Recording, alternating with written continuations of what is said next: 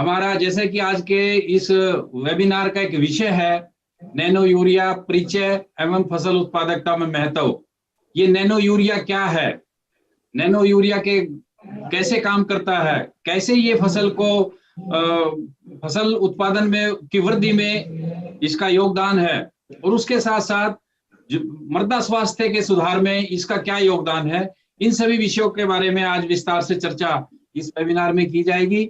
Nano urea के जनक आदरणीय doctor Ramesh Raliya जी, जो हमारे महाप्रबंधक हैं R&D कलोल के, वो भी थोड़ी देर में हमारे बीच में ज्वाइन करेंगे।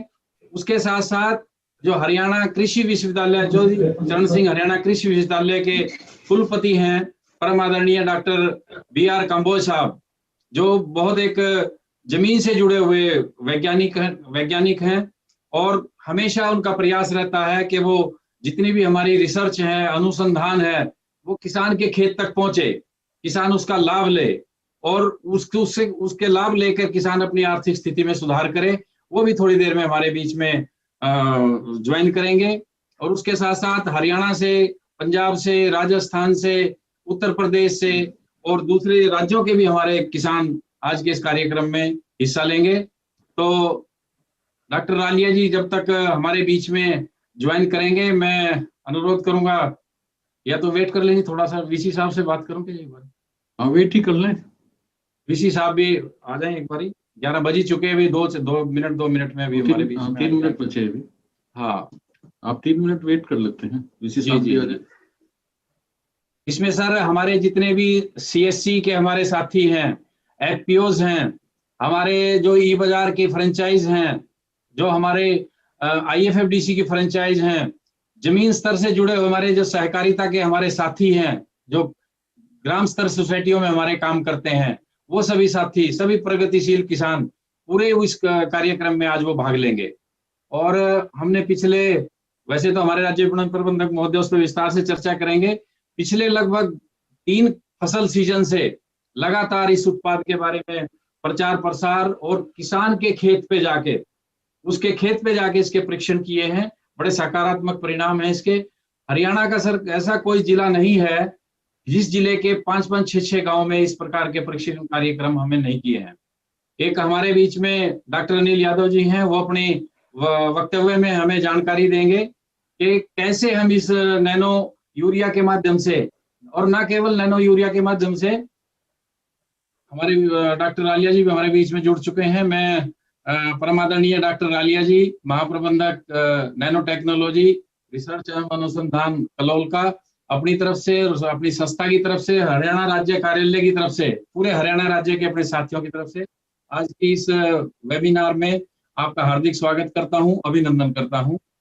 तो मैं बात कर रहा था कि डॉक्टर अनिल यादव ना केवल नैनो यूरिया के, बल्कि उसके साथ साथ जो भी अन्य उत्पाद हैं, जैव उर्वरक है, सागरिका है और दूसरे उत्पाद हैं, उनको कैसे हम इस्तेमाल करके अपनी पैदावार में बढ़ोतरी कर सकते हैं, अच्छे दामों में उसकी बिक्री कर सकते हैं, और उसके साथ साथ जमीन के स्वास्थ्य में कैसे वो योगदान दे सकता है, उसके स्वास्थ्य सुधार में, पर्यावरण सुधार में कैसे उसका योगदान रहेगा, उसके बारे में विस्तार से चर्चा करेंगे। तो डॉक्टर, मैं अनुरोध करूंगा सबसे पहले अपने माननीय राज्य विपणन प्रबंधक महोदय से कि उपस्थित सभी अधिकारीगण महोदय का, हमारे किसान भाइयों का और दूसरी संस्थाओं से जो जुड़े हुए हमारे साथी कर्मचारी अधिकारी हैं, उनका अपने राज्य कार्यालय की तरफ से 1 मिनट VC साहब ज्वाइन करने वाले हैं। 1 मिनट। हाँ जी, स्वागत करें, अभिनंदन। आ गया। नमस्कार डॉक्टर साहब। नमस्कार सर जी। नमस्कार। एक बार अनम्यूट कर लें डॉक्टर साहब, अनम्यूट कर लें एक बारी। हाँ ठीक है।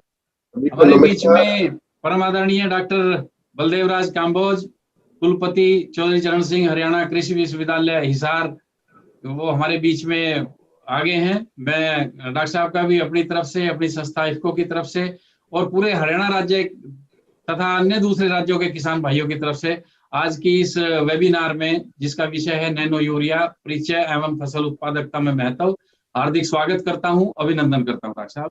और माननीय SMM महोदय से अनुरोध करता हूं कि वो सभी अधिकारीगण महोदय का, किसान भाइयों का राज्य की तरफ से स्वागत। राज्य कार्यालय हरियाणा की ओर से नैनो यूरिया परिचय एवं उत्पादन में महत्व विषय पर आज एक वेबिनार का आयोजन किया गया है।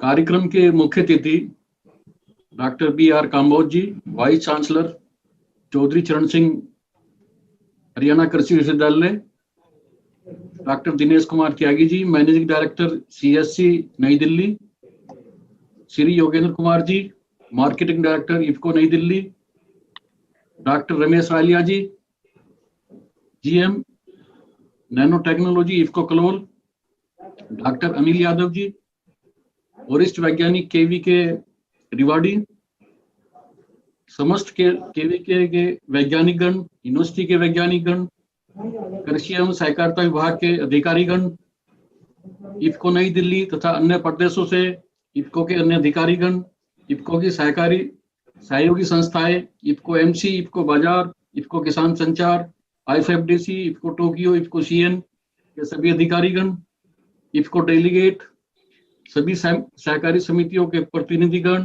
प्रबंधकगण, बिक्री केंद्र प्रभारी, सभी उर्वरक बिक्री केंद्र प्रभारी, सभी CSC के अधिकारी, MVLE, पत्रकार बंधुओं, मीडिया बंधुओं, सम्मानित किसान भाइयों बहनों, आज इस कार्यक्रम के अवसर पर मैं इफको की ओर से आपका सभी का स्वागत करता हूं और साथ ही बताना चाहूंगा कि राज्य कार्यालय द्वारा हमेशा प्रयास रहता है कि किसानों को बेहतर से बेहतर उत्पाद उपलब्ध कराए जाएं, साथ साथ उनकी आमदनी बढ़ाने हेतु, उनकी पैदावार बढ़ाने हेतु हम तरह तरह के कार्यक्रम का आयोजन करते हैं।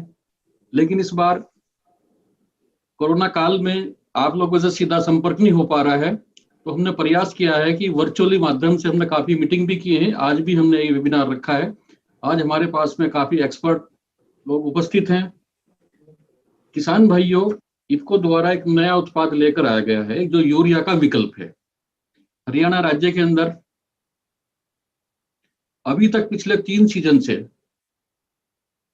हमने काफी किसानों के यहाँ इसके ट्रायल लगाए। भारतवर्ष में जैसा 11,000 ट्रायल किसानों के यहाँ लगे, हरियाणा राज्य के अंदर सभी जिलों में और सभी फसलों पर करीब हमने 800 ट्रायल लगाए। जितने हरियाणा राज्य के अंदर KVK हैं, सभी के सहयोग से उनके यहाँ भी ट्रायल लगाए गए हैं। हरियाणा कृषि विश्वविद्यालय में तो पिछले 3 साल से हम लगातार इस पर ट्रायल लगवा रहे हैं और इधर करनाल में पिछले 1 साल से CSRI में भी ट्रायल लगाए गए हैं और जो किसानों के फीडबैक अभी तक प्राप्त हुए हैं, बहुत ही अच्छे परिणाम नैनो यूरिया के प्राप्त हुए हैं।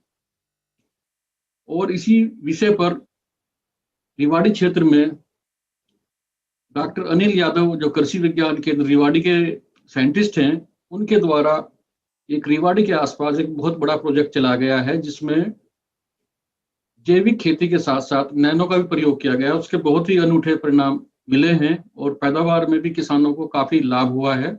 उसके विषय में डॉक्टर अनिल कुमार आज पूरा विस्तार से बताएंगे, हमारे साथ हैं। और मैं यह बताना चाहूंगा कि नैनो यूरिया एक यूरिया का विकल्प है। इसमें हम 50% तक की यूरिया को रिप्लेस कर सकते हैं नैनो यूरिया के द्वारा। और अभी तक जो राज्य के अंदर जितने भी हमें किसानों ने बताया, लगभग 8 से 10% तक की फसल में भी वृद्धि हुई है। इसके साथ ही मैं एक बार पुनः सभी का इफको की ओर से, अपने राज्य कार्यालय हरियाणा की ओर से पुनः आपका स्वागत करता हूं। धन्यवाद। धन्यवाद सर। अभी हमारे राज्य विपणन प्रबंधक महोदय ने हमें विस्तार से जानकारी दी कि पिछले 3 क्रॉप सीजन से हमने इस नए उत्पाद के बारे में कहाँ ट्रायल लगाए हैं और उसके कैसे परिणाम रहे हैं। तो ज्यादा समय आपके और वैज्ञानिक गणों महोदय के बीच में न लेते हुए मैं अब एक ऐसी शख्सियत से आपका परिचय कराना चाहता हूं, डॉक्टर रमेश रालिया जी, जो इस उत्पाद के नैनो यूरिया के जनक हैं। और इससे पहले इफको में से जुड़ने से पहले डॉक्टर साहब ने वाशिंगटन यूनिवर्सिटी में रिसर्च का बहुत साइंटिस्ट रहे हैं और बड़ा योगदान रहा है। और बेसिकली डॉक्टर साहब एक किसान परिवार से संबंध रखते हैं, राजस्थान के जोधपुर जिला से एक किसान परिवार से संबंध रखते हैं। ये भी हमारे लिए एक बहुत अच्छी बात है। तो मैं अनुरोध करूंगा डॉक्टर रमेश रालिया जी से कि इस उत्पाद के बारे में हमारे जितने भी जुड़े हुए भागीदार हैं उनको इसके लिए जानकारी दें। Doctor Ramesh Raliya ji. Thank you Om Kumar ji. Om Kumar Singh ji, respected Vice Chancellor Sir, B.R. Kambod Sir, Shri Dinesh Tyagi ji, CSC से, Honorable Marketing Director Yogendra Kumar sir एवं Pushpendra Verma sir, state marketing manager Haryana, मैं आप सभी का बहुत बहुत धन्यवाद करता हूं कि आपने अपना अमूल्य समय दिया। एवं इसके साथ में सभी किसान भाइयों को जो हरियाणा से जुड़े हैं उन सभी को मेरा नमस्कार एवं प्रणाम। मैं एक प्रेजेंटेशन शेयर करूंगा, मुझे उसका राइट्स दिया जाए शेयर करने का। एवं श्री अनिल यादव जी जो केवीके से वैज्ञानिक साइंटिस्ट जुड़े हुए हैं, उनका भी बहुत बहुत धन्यवाद कि उन्होंने वो ट्रायल भी लगाया और हमें उनके ट्रायल को विजिट करने का भी मौका दिया। तो मैं एक प्रेजेंटेशन शेयर करता हूँ। किसान भाइयों, आप एक प्रेजेंटेशन देख रहे होंगे स्लाइड के ऊपर, स्क्रीन के ऊपर। तो आज हम नैनो यूरिया, जो इफ्को का एक नया उत्पाद जो बनाया है नैनो यूरिया, जिसके बारे में पुष्पेंद्र वर्मा जी बता रहे थे, कि उसके बारे में हम बातचीत करेंगे और उसके बारे में क्या है वो उसकी जानकारी हासिल करेंगे। नैनो यूरिया एक नैनो टेक्नोलॉजी आधारित उर्वरक, नैनो टेक्नोलॉजी बेस्ड फर्टिलाइजर है। इसको नैनो साइंस एवं टेक्नोलॉजी से बनाया गया है। नैनो टेक्नोलॉजी में हम ऐसी संरचनाओं, ऐसे आकारों और ऐसे तत्वों का अध्ययन करते हैं या स्टडी करते हैं जिनका आकार, जिनकी मॉर्फोलॉजी 1 से 100 नैनोमीटर के बीच में होती हो। जब हम इतने छोटे कणों की बात करते हैं तो 1 से 100 नैनोमीटर को यदि हम तुलनात्मक रूप में देखें तो 1 मीटर के स्केल को यदि हम 1 अरब छोटे छोटे टुकड़ों में तोड़ दें तो उसका एक टुकड़ा 1 नैनोमीटर होता है। तो क्या होता है ऐसे छोटे कण बनाने से यूरिया का, और उसका क्या प्रभाव है, उसके बारे में हम आज इस प्रेजेंटेशन के द्वारा जानकारी हासिल करेंगे। तो जब बात करते हैं फर्टिलाइजर की या खाद की, तो जैसा कि हम सब जानते हैं कि जब हम पौधों को उगाते हैं या पौधों को खेतों में जब उगाते हैं तो इनका एक संतुलित वृद्धि हो, इनका संतुलित विकास हो, इसके लिए पौधों को विभिन्न प्रकार के पोषक तत्वों की आवश्यकता होती है। जिस प्रकार इंसान को प्रोटीन, कार्बोहाइड्रेट की आवश्यकता होती है, विभिन्न मिनरल्स की आवश्यकता होती है, इसी प्रकार पौधे को भी उन तत्वों की आवश्यकता होती है, जैसे कि नाइट्रोजन, फास्फोरस, पोटेशियम, जिंक वगैरह हम लोग जो खाद के रूप में देते हैं। लेकिन करीब 14 से 17 प्रकार के तत्व पौधे को आवश्यक रूप से संतुलित वृद्धि और विकास के लिए जरूरत होती है। उन सब में सबसे ज्यादा जिस तत्व की आवश्यकता होती है वह है नाइट्रोजन। आप देख रहे हैं कि नाइट्रोजन का average dry weight plant content करीब 1.5% होता है, एवरेज कंटेंट। तो सबसे अधिक मात्रा में नाइट्रोजन की आवश्यकता होती है। नाइट्रोजन की आवश्यकता सबसे अधिक मात्रा में पौधे को क्यों होती है? क्योंकि पौधे के अंदर पाए जाने वाले बहुत सारे ऐसे संरचनात्मक घटक, ऐसे कंपोनेंट्स, ऐसे स्ट्रक्चर्स, उनके आकार की प्रमुख संरचना का भाग एक नाइट्रोजन होता है। जिस प्रकार हम जैसे दाल कुल के पौधे उगाते हैं, मूंग उगाते हैं या चना उगाते हैं, तो उनके अंदर हम प्रोटीन के लिए उगाते हैं। जिस प्रकार गेहूं उगाते हैं, चावल उगाते हैं, तो वो कार्बोहाइड्रेट के लिए उगाते हैं, कार्बोहाइड्रेट प्राप्त करने के लिए।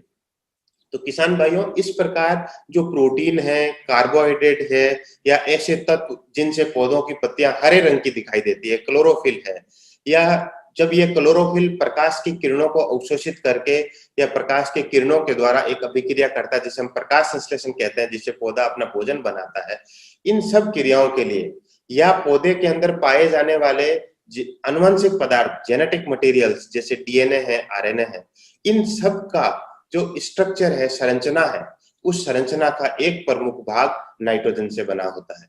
इसके लिए पौधे को नाइट्रोजन की आवश्यकता होती है और नाइट्रोजन फर्टिलाइजर के रूप में हम उसको प्रदान करते हैं। जैसा कि आप सब लोग इस पिक्चर से वाकिफ होंगे कि ये इफ्को का यूरिया का बैग है जो हम सभी लोग किसान भाई खेतों में इसका प्रयोग करते हैं। जब हम इस यूरिया का प्रयोग करते हैं तो ये हमारे पौधों को नाइट्रोजन के रूप में पोषक तत्व प्रदान करता है।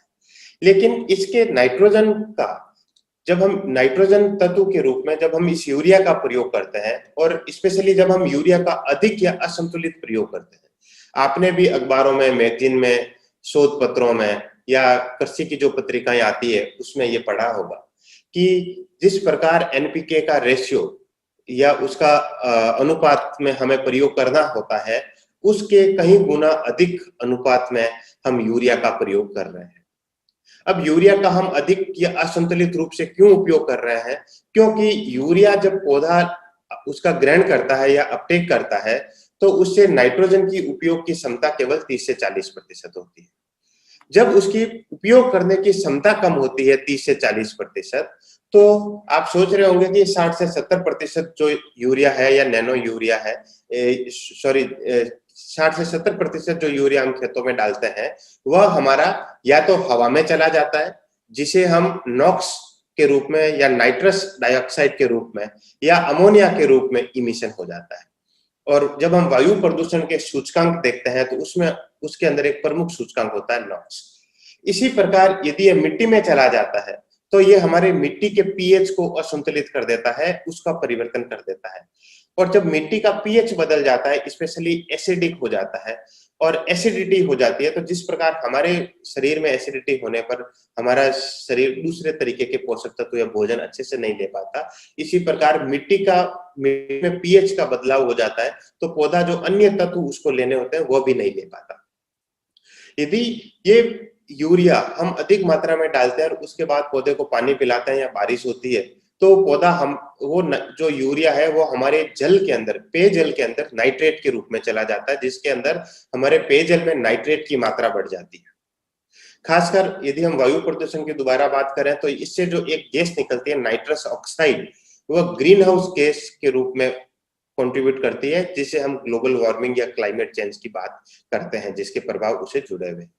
तो किसान भाइयों, इन सब प्रभावों को और किस तरीके से यूरिया का उपयोग पौधा अधिक से अधिक ग्रहण करे और कम मात्रा में यूरिया डालें, फिर भी हमें जितना उत्पादन हम आज प्राप्त कर रहे हैं या उससे अधिक उत्पादन हो और हमारे पर्यावरण की सुरक्षा हो, इस तरीके का तकनीक, इस तरीके का उत्पाद बनाने के लिए इफ्को ने एक नया रिसर्च सेंटर स्टेब्लिश किया है, जिसका नाम है नैनो बायोटेक्नोलॉजी रिसर्च सेंटर या अनुसंधान केंद्र।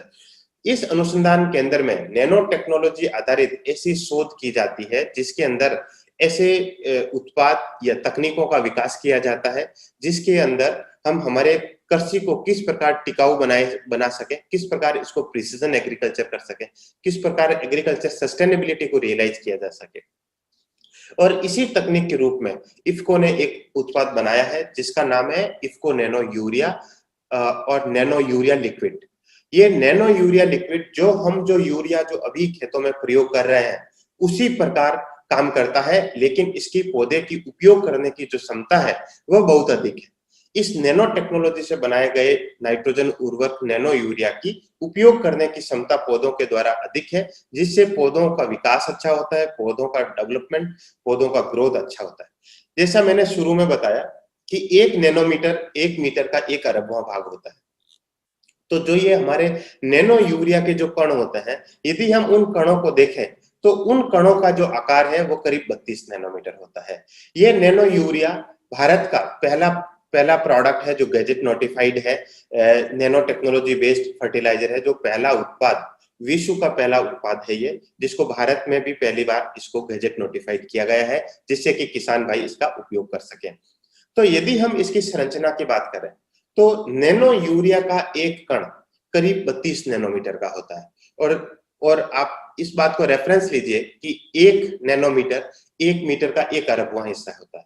दूसरी तरफ यदि हम यूरिया की बात करें तो यूरिया को यदि हम सेंटीमीटर स्केल पे देखें, जैसे आपको फोटो में देख रहे होंगे, तो यूरिया का एक कण करीब 1 मिलीमीटर से 3 मिलीमीटर के बीच में इसके कण होते हैं आकार के, और दूसरी तरफ नैनो यूरिया के कण है करीब 32 नैनोमीटर के। तो यदि आप ऐसे इसकी मात्रा की तुलना करें, इसके भार की तुलना करें, तो एक यूरिया का कण उसके करीब नैनो यूरिया के 55,000 कणों का भार लगभग बराबर होता है। तो आप ऐसा इमेजिन कीजिए, तो एक तरफ आपने 1 यूरिया का दाना डाला भार के रूप में, दूसरी तरफ आपने 55,000 नैनो यूरिया के दाने डाले, तो उनका जो सतह के क्षेत्रफल की बात करें तो नैनो टेक्नोलॉजी से बनाए गए ये पार्टिकल्स, उनका जो सरफेस एरिया होता है या कुल सतह का क्षेत्रफल होता है वो करीब 10,000 गुना अधिक होता है साधारण यूरिया की तुलना। जब इसका सतह का क्षेत्रफल अधिक होता है तो एक बायोलॉजिकल इंटरेक्शन की बात करते हैं, नैनो बायो इंटरेक्शन की बात करते हैं, वो इंटरेक्शन बढ़ जाता है, जिसकी वजह से जब ये इसको अच्छे से अवशोषित कर लेता है, अपटेक कर लेता है, तो इसका मेटाबॉलिज्म भी बहुत इफेक्टिवली होता है। क्योंकि नैनो यूरिया के पार्टिकल्स पॉजिटिवली चार्ज होते हैं, पॉजिटिव चार्ज होते हैं, तो हमारे पौधे का जो लीफ सरफेस है वो नेगेटिवली चार्ज है। तो जब हम इसको फोलियर स्प्रे करते हैं, पौधों की पत्तियों के ऊपर स्प्रे करते हैं, तो पौधा इसको आसानी से प्रयोग कर लेता है। किसान भाइयों, नैनो यूरिया का प्रयोग करने के लिए हमें ये जो नैनो यूरिया की जो बोतल है, उस बोतल का एक ढक्कन, जिस किसान भाई जो बैकपैक की टंकी में डाल के स्प्रे कर रहा है, एक ढक्कन करीब 25 ml लेकर के इस टंकी में स्प्रे डाल के स्प्रे कर सकता है, या फिर 2 ml लेकर के 1 लीटर पानी में मिलाना है और पौधों की पत्तियों के ऊपर उसके जीवन चक्र में 2 बार स्प्रे करना है। अब इससे क्या असर होगा उसको हम आगे की स्लाइड में देखेंगे। किसान भाइयों, जब हम इसका स्प्रे करते हैं, इन नैनो यूरिया के कणों का 2 ml लेकर के 1 लीटर में मिलाते हैं और पौधों की पत्तियों पर स्प्रे करते हैं, तो चूंकि इन नैनो पार्टिकल्स का आकार बहुत छोटा है, लाइक 32 नैनोमीटर के आकार का है, तो पौधा इनको बहुत अधिक एफिशिएंसी के साथ इसको अवशोषित करता है और अवशोषित करने के बाद इसका बहुत इफेक्टिवली मेटाबोलाइज करता है, इसका उपयोग करता है। ये नैनो पार्टिकल्स जब हम पौधों की पत्तियों के ऊपर स्प्रे करते हैं, तो पौधों की पत्तियों के ऊपर बहुत छोटे छोटे छिद्र होते हैं, जिनको हम स्टोमेटा कहते हैं, या डायरेक्ट पेनिट्रेशन हाइडेथोड्स नाम का एक स्ट्रक्चर पत्ती के ऊपर होता है, वहां के थ्रू इसका पेनिट्रेशन। जब ये पौधे के पत्ती के अंदर, आप इस स्लाइड के अंदर देख रहे होंगे कि एक पौधा है और दूसरी तरफ एक कुछ लाइंस बनी हुई है, ये हमारा पत्ती को यदि हम एक सूक्ष्मदर्शी के नीचे देखें तो इस प्रकार की संरचना हमें दिखाई देती है। इस संरचना के अंदर जब पौधा इस नैनो यूरिया को अपनी कोशिका के अंदर ग्रहण कर लेता है, तो चूंकि हम छिड़क तो पौधे की पत्तियों के ऊपर रहे हैं, तो ये जहां पर जैसे जड़ का विकास हो, चाहे पौधे की नीचे वाली पत्तियों में जाना हो, या जो पौधे की जो नई पत्तियां बनेगी उसके अंदर नैनो यूरिया का डिस्ट्रीब्यूशन हो, ये एक फ्लोएम ट्रांसपोर्ट मैकेनिज्म होती है, उसके थ्रू ये नैनो यूरिया बहुत इफेक्टिवली ट्रांसलेट हो जाता है जहां से हम स्प्रे करते हैं और जहां पौधे को जरूरत होती है। तो जरूरत के हिसाब से पौधा इसको स्लो रिलीज मैकेनिज्म और नीड बेस्ड ट्रांसलोकेशन, तो उससे पौधा इफेक्टिवली इसको मेटाबोलाइट और यूटिलाइज कर लेता है। किसान भाइयों, एक फोटो दिखाना चाहूंगा मैं, जो एक ट्रायल का है।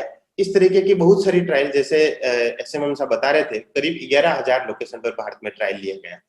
तो ये फोटो जो आप देख रहे हैं, इसके अंदर हमने ये देखा कि एक तरफ ये गेहूं की फसल है, एक तरफ हमने 100% यूरिया, जो हम रिकमेंडेड डोज ऑफ फर्टिलाइजर जिसे कहते हैं, 100% यूरिया का डोज दिया।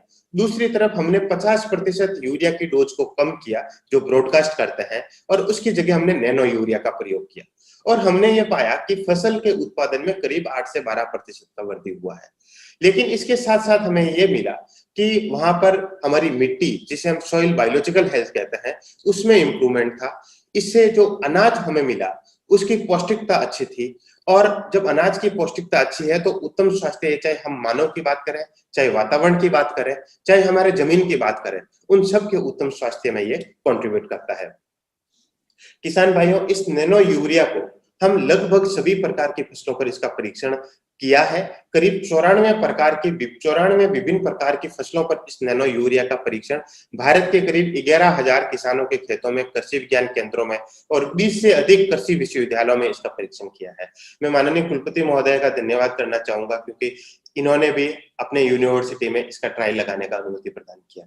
तो नैनो यूरिया का प्रयोग लगभग सभी प्रकार की फसलों में उस फसल की उत्पादकता, पोषणता और फसल से आने वाले उत्पाद की पौष्टिकता बढ़ाने के लिए किया जा सकता है। आप देख रहे होंगे इस फोटो के अंदर, जैसे सब्जी की फसल भी है, फूल की फसल भी है, ऐसी फसल भी है जिसके फल जमीन के अंदर लगते हो या खाने वाली पौध जमीन के अंदर लगती हो, या फिर ऐसी फसल भी है जो जैसे मटर की फसल आपको दिख रही है, मूंगफली की दिख रही है, गन्ने की फसल दिख रही है, सब्जी की दिख रही है, लाइक दैट। तो ये उदाहरण के रूप में पेश कर रहा हूँ कि इसको सभी प्रकार की फसलों पर प्रयोग किया जा सकता है।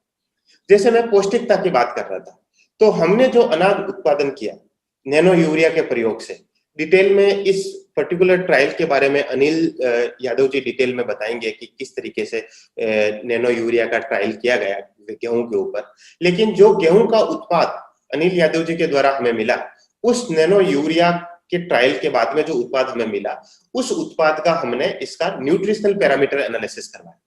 जब हमने इसका न्यूट्रिशनल पैरामीटर एनालिसिस कराया, ये विशेषकर गेहूं की बात है, जब न्यूट्रिशनल पैरामीटर एनालिसिस कराया तो न्यूट्रिशनल पैरामीटर में जैसे कि लिपिड है, प्रोटीन है, कार्बोहाइड्रेट है, फाइबर्स है या मिनरल्स है, अलग अलग प्रकार के मिनरल्स हैं जैसे जिंक है, पोटेशियम है, कॉपर है, सल्फर है, सोडियम है, मैंगनीज, फॉस्फेट, आयरन एक्सेट्रा। तो किसान भाइयों, ये सब मिनरल, जब जैसे आपने कभी कभी कोई बैग खरीदा होगा, आटे का बैग खरीदा होगा, या फिर हम जो खाने पीने की जो वस्तुएं खरीदते हैं उनके ऊपर एक टेबल बनी होती है न्यूट्रिशनल वैल्यू लिख करके। तो जब न्यूट्रिशनल वैल्यू जिस चीज की अधिक होती है उसकी कीमत भी हमें उसी प्रकार से मिलती है। तो हमने ये पाया कि जब नैनो यूरिया का प्रयोग किया तो इन गेहूं में हमें 50% यूरिया का कम प्रयोग करने के बावजूद इनकी पौष्टिकता में वृद्धि पाई गई नैनो यूरिया के प्रयोग से। ये केवल अनाज की बात नहीं है, हमने जब इसका एप्पल के ऊपर प्रयोग किया, कश्मीर में एप्पल के ऊपर इसका प्रयोग किया, सेब के ऊपर इसका प्रयोग किया, तो हमने पाया कि ये फल का जो आकार होता है, फल का जो वजन होता है उसमें तो मदद करता ही है, लेकिन इसके साथ साथ इस फल के अंदर, स्पेशली जब हम सेब की बात करते हैं तो इसके अंदर एक तो टोटल शुगर कंटेंट मापा जाता है, दूसरा इसकी टाइट्रेटेबल एसिडिटी मापी जाती है, ये हल्का सा जो खट्टापन आता है सेब के अंदर वो मापा जाता है। तो इस तरीके से पाया कि ये जो जहां पर इन एप्पल के अंदर स्प्रे किया गया वहां पर शुगर की कंटेंट बढ़ी है, तो शुगर की कंटेंट बढ़ी है तो जो एसिडिटी होती है, टाइट्रेटेबिलिटी होती है, वो हल्की सी कम हुई। इस प्रकार इसकी पौष्टिकता में भी वृद्धि हुई है। जब हम बात करते हैं लॉजिस्टिक की बात करते हैं, जैसे भंडारण की बात करते हैं, परिवहन की बात करते हैं, आज हम हमारे खेतों में यदि जैसे 5 एकड़ का खेत है, 10 एकड़ का खेत है या 50 एकड़ का खेत है, तो हम लोग जहां पर यूरिया का 45 केजी का जो बैग आता है उसको ले जाने के लिए, उसका परिवहन करने के लिए या उसका भंडारण करने के लिए या तो हमारे पास बड़े बड़े गोदाम होते हैं या फिर उसको परिवहन के लिए हम ट्रैक्टर या ट्रक का प्रयोग करते हैं। लेकिन यदि इसको हम एक साधारण, एक जैसे एक बोरी जो 45 केजी की आती है उसका बराबर इफेक्ट यदि हमें एक आधा लीटर नैनो यूरिया से आता है तो हम आधा लीटर की बोतल तो हम हमारे जेब में भी ले जा सकते हैं, जैसा कि एग्जांपल दिया गया है। सीएससी के डायरेक्टर साहब यहाँ पर हैं तो वो बताएंगे कि किस तरीके से हम इसको किसानों को पोस्टल के द्वारा भी, कुरियर के द्वारा भी इस नैनो बोतल्स को हम आप तक, किसानों तक पहुंचा सकते हैं, क्योंकि इसका भंडारण और लॉजिस्टिक बहुत ही आसान रहेगा, क्योंकि इसका भार बहुत कम है और प्रभाव एक पूरे 45 केजी की यूरिया का जो बैग अभी जो प्रयोग कर रहे हैं उसके बराबर है।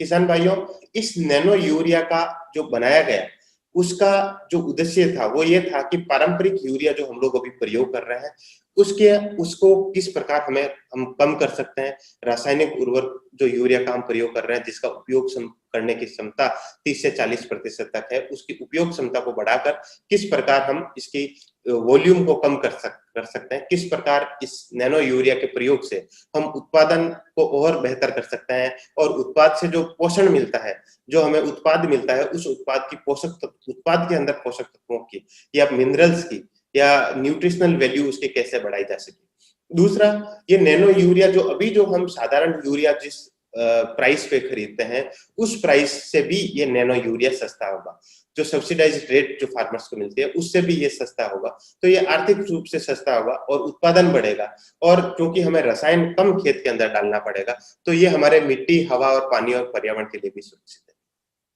किसान भाइयों, इसको हमने विभिन्न प्रकार के अन्य जीवों के साथ में भी इसका परीक्षण किया और ये पाया कि जैसे मधुमक्खियां जो हमारे परागकोश, परागकण, हमारे परागकण में हेल्प करती है, परागकण को एक जगह से दूसरे पौधे तक ले जाती है, फर्टिलाइज करती है, या केंचुआ जिसको हम किसान का मित्र भी कहते हैं, या फिर कुछ ऐसे बैक्टीरिया जो कि नाइट्रोजन फिक्सेशन करते हैं, स्पेशली दाल कुल के पौधों की जड़ों के अंदर इस प्रकार के बैक्टीरिया होते हैं, या फॉस्फोरस मोबिलाइजिंग फंगस या फॉस्फोरस मोबिलाइजिंग बैक्टीरिया जो कि न्यूट्रेंट मोबिलाइजिंग माइक्रो ऑर्गेनिजम्स होता है, इनके साथ में भी परीक्षण किया गया तो ये पाया कि जो नैनो यूरिया है वो इन वनस्पतियों और जीवों के लिए भी विषैला नहीं है, इनके लिए भी इनकी संख्या को भी उल्टा बढ़ाता है, जैसे माइक्रोब्स की संख्या को बढ़ाता है क्योंकि ये फोटोसिंथेसिस की रिएक्शन को इंक्रीज करता है। तो इस प्रकार नैनो यूरिया की जो एक बोतल का असर है लगभग एक बैग के बराबर है और असर जो पौधे को उत्पाद के रूप में, पोषण के रूप में उसके बराबर है। और इस प्रकार खेत में हम यूरिया के रासायनिक उर्वरक का जो उपयोग अभी जो हम कर रहे हैं उसके ब्रॉडकास्ट के रूप में जो कर रहे हैं उसमें करीब 50% की कमी नैनो यूरिया के प्रयोग से संभव है। किसान भाइयों, आप तक इस नैनो यूरिया को लाने से पहले करीब 94 प्रकार की विभिन्न फसलों पर 11,000 से अधिक किसानों के खेतों में और 20 से अधिक कृषि अनुसंधान के संस्थानों में, जो भारतीय कृषि अनुसंधान परिषद के संस्थान है उनके अंदर, या स्टेट एग्रीकल्चर यूनिवर्सिटीज में, या कृषि विज्ञान केंद्रों में इसका परीक्षण किया गया। और पूरे भारत की विभिन्न प्रकार की फसलों का और विभिन्न जगहों का एक नेशनल एवरेज हम लें तो नेशनल एवरेज में हमें ऐसा मिला कि नैनो यूरिया के उपयोग से करीब औसत उत्पादकता में 8% की वृद्धि हुई। और ये वृद्धि तब रिकॉर्ड की गई जब इसके साथ रासायनिक उर्वरक जो हम यूरिया का प्रयोग कर रहे हैं उसमें 50% की कमी की गई। तो रासायनिक उर्वरक की यूरिया का प्रयोग में हम 50% की कमी करें और हमारा उत्पादन यदि बढ़ता है, हमारी जमीन, हमारा हवा, हमारे पोषकता बढ़ती है और जमीन और हवा और मिट्टी में और जल में जो प्रदूषण हो रहा है उसको हम यदि कम कर सकते हैं तो निश्चित रूप से ये पर्यावरण के लिए भी लाभदायक है और किसानों के लिए भी लाभदायक है। किसान भाइयों, ये सब जो परीक्षण किए गए, यूनिवर्सिटीज में परीक्षण किए गए, केवीकेज में परीक्षण किए गए, या किसानों के खेतों में परीक्षण किए गए, आप जो सुन रहे हैं किसान भाई, उनके भी किसी खेतों में परीक्षण हुआ होगा निश्चित रूप से। तो इसको परीक्षण करने के बाद एक भारत सरकार की एक गाइडलाइन है, डिपार्टमेंट ऑफ बायोटेक्नोलॉजी की, डीबीटी की एक गाइडलाइन है, guideline to evaluate nano based agri inputs. इसके जितने भी मानक पैमाने हैं उन पैमानों के ऊपर इस नैनो यूरिया का परीक्षण किया गया और इसका सुरक्षा की दृष्टि से, इसका एफिकेसी की दृष्टि से, पर्यावरण की दृष्टि से इसका परीक्षण किया और ये पाया गया कि ये पर्यावरण के लिए, ये हमारे खेतों के लिए, किसानों के लिए और हमारे जो उत्पाद प्राप्त हो रहे हैं उनके लिए लाभदायक है। उसके बाद भारत सरकार ने इसको भारत के राजपत्र में प्रकाशित करके किसानों के लिए प्रयोग की अनुमति प्रदान की है, जिससे कि किसान भाई भी इस नए टेक्नोलॉजी के उत्पाद का फायदा उठा सके। आज जो हम यूरिया प्रयोग कर रहे हैं, ये इस यूरिया की खोज जर्मनी में हुई थी। जर्मनी के वैज्ञानिकों ने इसका खोज किया था, जिसको हैबर एंड बोस प्रोसेस है हम लोग जिस यूरिया को बनाते हैं। लेकिन नैनो यूरिया भारत में बनाया गया, भारत में खोजा गया, आपकी किसानों की कंपनी इफ्को के द्वारा बनाया गया उत्पाद है, जो विश्व का पहला उत्पाद है, विश्व का पहला नैनो फर्टिलाइजर प्रोडक्ट्स है। तो समरी के रूप में किसान भाइयों, नैनो टेक्नोलॉजी आधारित नैनो यूरिया पौधों को नाइट्रोजन उर्वरक प्रदान करता है और ये पौधों को बहुत एफिशिएंटली नाइट्रोजन फर्टिलाइजर प्रदान करता है। पौधे इसको बहुत आसानी से अवशोषित कर लेते हैं जब इनको हम फोलियर स्प्रे करते हैं। प्रयोग करने में बहुत आसान है। इसका 2 ml लेकर के 1 लीटर पानी में मिलाएं और पौधे की पत्तियों के ऊपर पौधे के जीवन चक्र में 2 बार स्प्रे करना है। इसको विभिन्न प्रकार की फसलों पर भारत के लगभग सभी राज्यों में उनके 11,000 से अधिक किसानों के खेतों में और कृषि अनुसंधान संस्थाओं, विश्वविद्यालयों में इसका परीक्षण किया गया और ऐसा पाया गया कि ये उत्पाद किसानों को फसल उत्पादन बढ़ाने में और यूरिया के प्रयोग को कम करने में मदद करता है। ये भारत सरकार के द्वारा अनुमोदित विश्व का पहला नैनो फर्टिलाइजर उत्पाद है और ये नैनो उत्पाद की जितने भी राष्ट्रीय, जैसे मैंने बताया कि डीबीटी की गाइडलाइन और अंतरराष्ट्रीय दिशा निर्देश जैसे कि OECD, organisation of economic cooperation and development, ये राष्ट्रीय और अंतरराष्ट्रीय दिशा निर्देशों की अनुपालना करके, मूल्यांकन करके ये उत्पाद बनाया गया है। ये कृषि में स्थिरता, सस्टेनेबिलिटी और एनवायरमेंटल फ्रेंडली प्रोडक्ट है। किसान भाइयों, इसी के साथ मैं आपका बहुत बहुत धन्यवाद ज्ञापित करता हूं और आपका कोई सवाल है तो मैं जरूर लेना चाहूंगा। इसी के साथ आप सभी का बहुत बहुत धन्यवाद। धन्यवाद डॉक्टर साहब। अभी डॉक्टर आलिया जी ने जो अपना वक्तव्य के माध्यम से हमें इस उत्पाद के बारे में बड़ी विस्तार से जानकारी दी और ये भी बताया कि भाई इसको इस्तेमाल करने से कैसे हम अपनी उत्पादन लागत को कम कर सकते हैं और उत्पादन में जो है ना वो वृद्धि कर सकते हैं।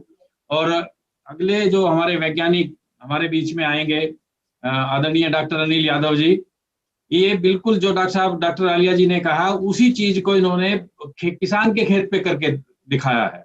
पिछले 2 साल से 2019-20 से और 2020-21 में बिल्कुल ना केवल किसान के खेत में उसकी उत्पादन बढ़ा है, उत्पादन लागत कम हुई है और जो उत्पाद उसको मिला है, जो प्रोड्यूस उसको मिली है, उसके दाम भी बहुत अच्छे किसान को मिले हैं। तो आपके और डॉक्टर यादव के बीच में ज्यादा समय न लेते हुए, नैनो यूरिया एक सफल कहानी, डॉक्टर अनिल यादव की जुबानी। अनम्यूट करो डॉक्टर साहब। धन्यवाद डॉक्टर साहब। आज के इस प्रोग्राम के मुख्य अतिथि महोदय डॉक्टर BR कंबोज जी, कुलपति चौधरी चरण सिंह हरियाणा कृषि विश्वविद्यालय Hisar, doctor Dinesh Tyagi ji, MD CSC Delhi, Shri Yogendra Kumar ji, marketing director IFFCO, doctor Pushpendra Verma ji, state marketing manager IFFCO, Shri IFFCO के सभी अधिकारीगण एवं विश्वविद्यालयों से जुड़े हुए हमारे वैज्ञानिकगण, कृषि विज्ञान केंद्र से जुड़े हुए वैज्ञानिकगण एवं अनेक अलग अलग संस्थाओं से जुड़े हुए अधिकारीगण एवं सबसे अजीज एवं प्रिय किसान भाइयों, सबसे पहले मैं आज इस एक दिवसीय वर्चुअल वेबिनार में आप सभी का स्वागत करता हूं, अभिनंदन करता हूं। किसान भाइयों, आज हम चर्चा करेंगे फसलों में अधिक उत्पादन के साथ साथ मिट्टी की उर्वरा शक्ति को कैसे बढ़ाया जाए। ये आप लोग देख रहे हैं कि मिट्टी की उर्वरा शक्ति दिनों दिन घटती जा रही है। इस घटती हुई उर्वरा शक्ति को ध्यान में रखते हुए आप देख रहे हैं पोषक तत्वों की मिट्टी के अंदर बहुत ज्यादा कमी आती जा रही है। पहले किसान यूरिया DAP तक सीमित था, लेकिन आज की अगर हम पोजीशन देखते हैं तो उसको पोटास भी डालना पड़ रहा है, उसको जिंक भी डालना पड़ रहा है, उसको सल्फर भी डालना पड़ रहा है। इन मुख्य पोषक तत्वों के साथ साथ सूक्ष्म तत्वों की भी आवश्यकता पड़ती जा रही है, जिसमें आयरन है, मैग्नीज है, मैग्नीशियम है, बोरोन है। ये सभी सूक्ष्म तत्व हैं, इनकी भी हमें फसल उत्पादन बढ़ाने में इनकी मदद की जरूरत पड़ रही है। इसका मतलब है कि हमारी मिट्टी के अंदर जो पोषक तत्व थे उनकी बहुत ज्यादा कमी आ चुकी है, और यही लगातार कमी रही तो किसान भाइयों हम टिकाऊ खेती करने में सक्षम नहीं रह पाएंगे। तो टिकाऊ खेती को सक्षम करना है तो हमें सबसे पहला काम है कि हमें अपनी मिट्टी की उपजाऊ शक्ति को बढ़ाना। एक छोटा सा उदाहरण मैं आपके सामने आज पेश करता हूं। एक इंसान है जो हष्ट पुष्ट है, अच्छी वो खुराक ले रहा है, घी दूध यूज कर रहा है वो, और इसके साथ साथ वो अपने खेत के अंदर जम के मेहनत करता है, और जब जम के मेहनत करता है तो उसको अच्छी आमदनी प्राप्त होती है और वो अपने परिवार का अच्छे से भरण पोषण करता है। लेकिन अगर उसी इंसान को कुछ बुरी आदत, जैसे नशे की कुछ बुरी आदत लग जाती है, तो क्या हालत होती है कि उसका शरीर के अंदर कमी आनी शुरू हो जाती है, शरीर की ताकत कम होती चली जाती है। और जब ताकत कम होती जाएगी, जैसे जैसे ताकत कम होती जाएगी, उसी हिसाब से उसकी मेहनत कम होगी, और मेहनत कम होने के बाद उसकी आमदनी कम होगी, और पोजीशन ये आ जाती है किसान भाइयों कि परिवार का भरण पोषण करने में वो सक्षम नहीं रहता।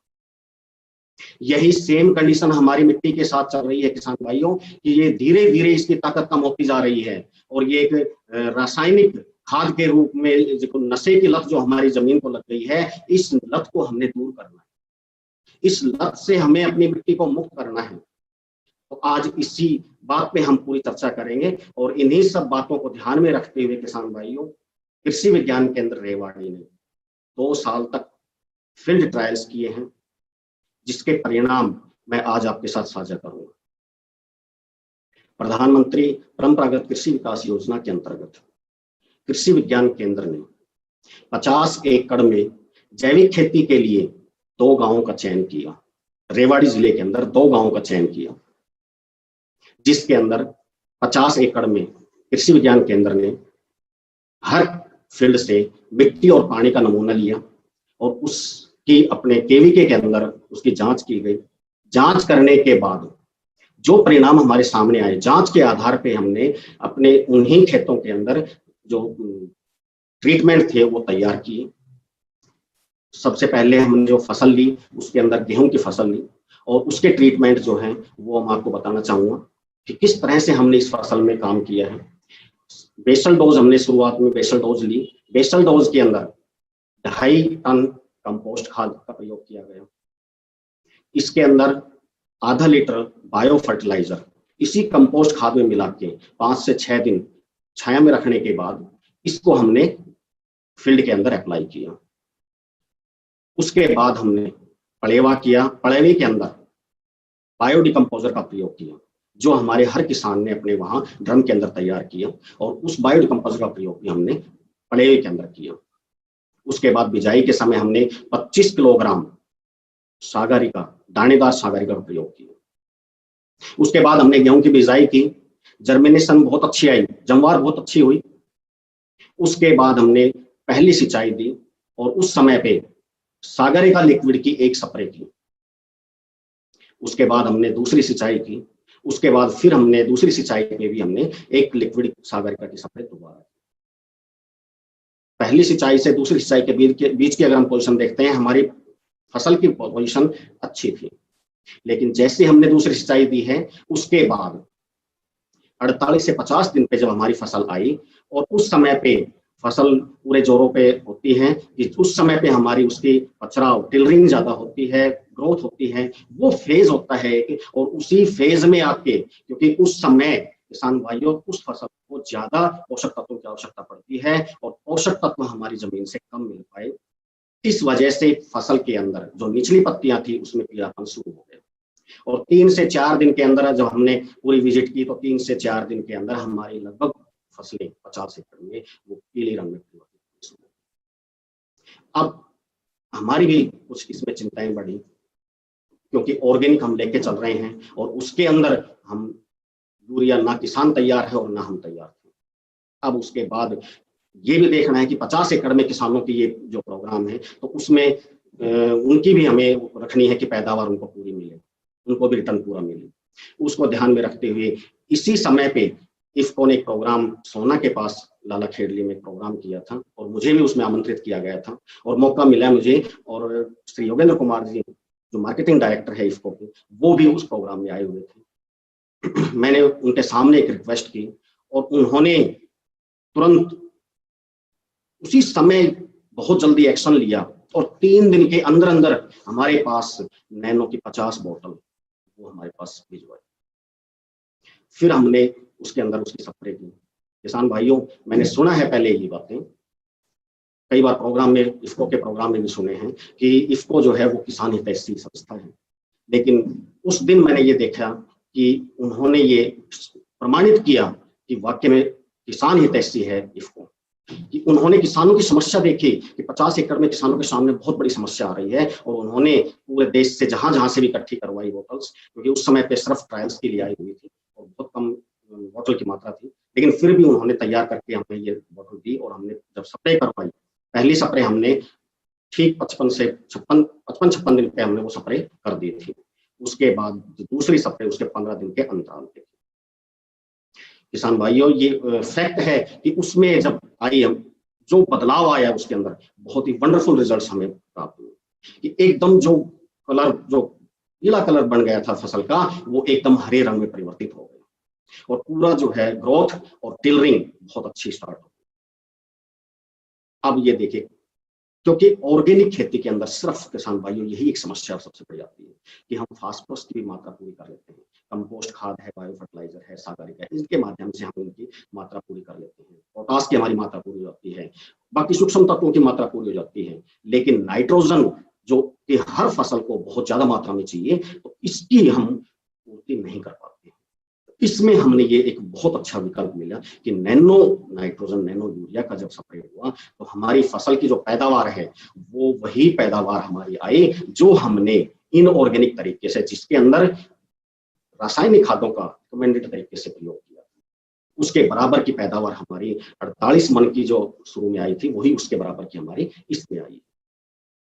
इसके बाद हमने इस प्रोग्राम को जारी रखते हुए अगली फसल पर हमने काम किया, बाजरा और तिल पर।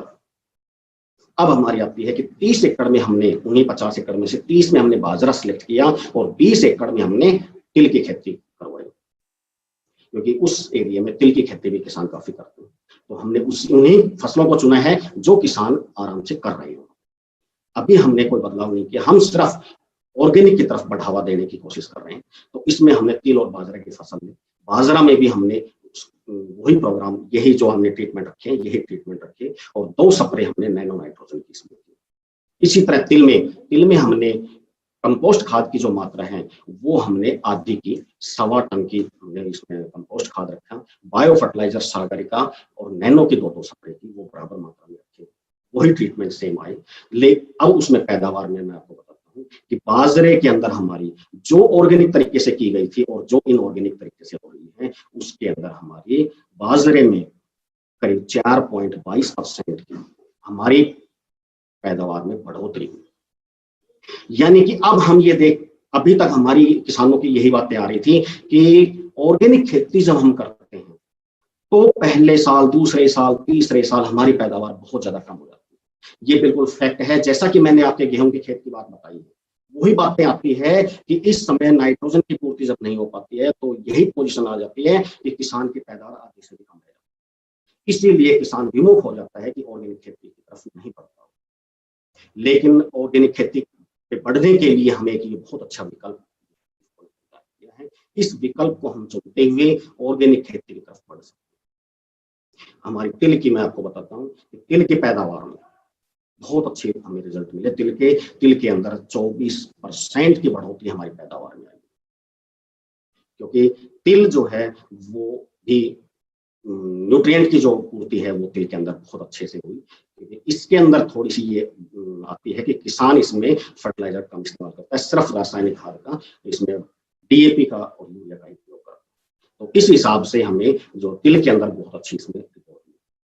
इसी कड़ी को हमने जारी रखते हुए 2020-21 में फिर गेहूं और सरसों दोनों पे प्रोग्राम किया। हमने अपने वही 50 एकड़ गेहूं में लिए हैं, लेकिन अब इसके साथ साथ हमारे किसानों ने मन बनाया कि अब की बार हम अलग से 10 एकड़ सरसों में भी हम यही ऑर्गेनिक तरीके से काम करें। 50 एकड़ में हमारे गेहूं पे ट्रायल्स चले हैं और 10 एकड़ में साथ में सरसों पे हमने ट्रायल किए हैं। अब की बार हमारी पोजीशन आई है कि गेहूं के अंदर वही सेम हमने ट्रीटमेंट, हाँ इसमें हमने एक बदलाव किया है कि नैनो नाइट्रोजन की हमने 3 स्प्रे ली। इसमें एक हमने शुरुआत से ली है, अब हमने पहली सिंचाई के बाद से स्टार्ट किया है। पहली सिंचाई के बाद हमने पहली स्प्रे ली नैनो नाइट्रोजन की, उसके हर 15 दिन के अंतराल पे हमने 2 स्प्रे और ली, 3 स्प्रे नैनो नाइट्रोजन की, और सेम ट्रीटमेंट हमने जो पहले लिए थे वही हमने इसमें लिए हैं। और उसके बाद हमारी जो गेहूं की पैदावार में 5.35% की वृद्धि हुई। ये मैं आपको कोई अपने रिसर्च फार्म के डाटा नहीं बता रहा हूं, हम कंट्रोल्ड कंडीशन के डाटा मैं आपको नहीं दे रहा हूं। ये हमारे किसानों के जो फील्ड पे ट्रायल्स में, किसानों के खेतों में जो किसानों ने किए हैं, वो डाटा मैं आपके साथ शेयर करता हूं। अब दूसरी हमारी आती है फिर मस्टर्ड की बात। मस्टर्ड में जब हमने इसके ट्रायल्स किए तो मस्टर्ड के अंदर भी जो सबसे अच्छी चीज मस्टर्ड के अंदर हमें ये लगी कि जो पचराव था मस्टर्ड में, वो सरसों के अंदर पचराव, इसमें नैनो नाइट्रोजन की जो सी स्प्रे स्टार्ट हुई है, पचराव बहुत ज्यादा इनोवेटिव तरीके से देखें तो सबसे ज्यादा जो इफेक्टिव हमें लगा वो इस पचराव में। दूसरी चीज आई कि नंबर ऑफ सीड्स का इसमें बढ़ा। फिर उसके बाद हमारी मस्टर्ड के अंदर, सरसों के अंदर भी 8.40% की वृद्धि हमारी इसके अंदर आई। वो 3 स्प्रे नैनो नाइट्रोजन के और सेम ट्रीटमेंट हमारे इसमें हमने जो कंपोस्ट खाद है वो 1.25 टन का है, क्योंकि इसमें डीएपी की कम आवश्यकता होती है, इसलिए हमने कंपोस्ट खाद का कम इस्तेमाल किया। तो वो सारे ट्रीटमेंट करते हुए इस तरह से हमने इसके अंदर पैदावार में 8.40% की पैदावार में। किसान भाई, इसके साथ साथ एक चीज हमने बहुत अच्छी इसमें नोट की है कि इसमें कोई भी फसल है, मैं चारों की बताऊंगा इसके बारे बारी बारी। इसमें हमने ये देखा है कि जो मैच्योरिटी आती है वो पूरे टाइम पे आती है। जब नैनो की स्प्रे होती है तो मैच्योरिटी पूरे टाइम पे आती है, अर्ली मैच्योरिटी इसमें नहीं आती है। जैसे हमारी गेहूं की बात करते हैं, सरसों की बात करते हैं, फरवरी मार्च में टेम्परेचर जैसे राइज होता है उसी हिसाब से हमारी अर्ली मैच्योरिटी फसल के अंदर दिखने को। लेकिन इसमें ये देखा गया है कि जहां भी हमने नैनो नाइट्रोजन की स्प्रे की है उसमें अर्ली मैच्योरिटी में पूरे टाइम पे पकाव में आई है। तो अर्ली ये इसमें अब की बार देखा है कि 30 मार्च को एकदम बहुत तेज हवा चली है और लगभग हमारे उस एरिया के सभी वो 30 मार्च से पहले पकाव में आ चुके थे। और हमारी इस गेहूं की फसल ने फिर भी 8 से 9 अप्रैल को जाके ये हार्वेस्टिंग हुई है, यानी कि 9 दिन का जो है वो गैप इसके अंदर आया है। इसी तरह सरसों में हमने देखा है तो सरसों के अंदर भी हमारी इसके अंदर फुल मैच्योरिटी पे पकाव में गई है फसल। तिल की बात करें तो तिल में भी 7 दिन का अंतर मिला है। बाजरे की बात करें तो 5 दिन का अंतर बाजरे के अंदर मिला है। तो यानी कि अर्ली मैच्योरिटी नहीं आती है, ये बिल्कुल टाइम से पकाव में। दूसरी चीज आती है किसान भाइयों कि इसमें जो सबसे बड़ी चीज हमने नोट की है कि बहुत तेज हवा चलने के बाद भी इसमें लॉजिंग की समस्या बिल्कुल नहीं, लॉजिंग की 0% है। और ये अब की बार देखा कि 30 तारीख को बहुत तेज हवा चलती, बिल्कुल आंधी की तरह हवा चली थी, करीब 40 से 50 किलोमीटर पर आवर की स्पीड थी हवा की, और उस समय भी हमारी फसल बिल्कुल एकशार खड़ी हुई थी। तो लॉजिंग की समस्या नहीं है, गिरने की समस्या इसके अंदर नहीं है। सिर्फ कारण यही है कि इसमें लास्ट तक ये काम करता है। जैसे कि डॉक्टर आलिया ने बताया था आपको कि इसमें ये जो है वो पौधे के अंदर जाके स्टोर होती है, और जब जब जरूरत पड़ती है पौधे को, वो धीरे धीरे पौधा इसको ग्रहण करता है। तो लास्ट तक ये इस पे काम करता है, इसीलिए इसकी मैच्योरिटी टाइम पे आती है, लॉजिंग की समस्या नहीं आती। तो ये है कि जो हमने ऑब्जर्वेशन इसके अंदर ली हैं, जो क्लियर दिखाई दी है, वो मैंने आपके साथ ये साझा की, और सभी रिजल्ट्स हमारे बहुत अच्छे आए हैं। अब हम ये कह सकते हैं कि ऑर्गेनिक तरीके से भी किसान भाई इसमें बढ़ सकता है। अब ऑर्गेनिक तरीके से बढ़ने के लिए देखिए, अब जो हम बात शुरू में कर रहे थे कि उपजाऊ शक्ति हम कैसे बढ़ाएंगे, अब हम सिर्फ इस पे स्प्रे लेके चल रहे हैं। जमीन के अंदर जो हम ऐड कर रहे हैं वो हम सारा ऑर्गेनिक मैटर ऐड कर रहे हैं, और ऑर्गेनिक मैन्योर ऐड कर रहे हैं, जिससे जमीन का ऑर्गेनिक कार्बन, ऑर्गेनिक मैटर बढ़ रहा है।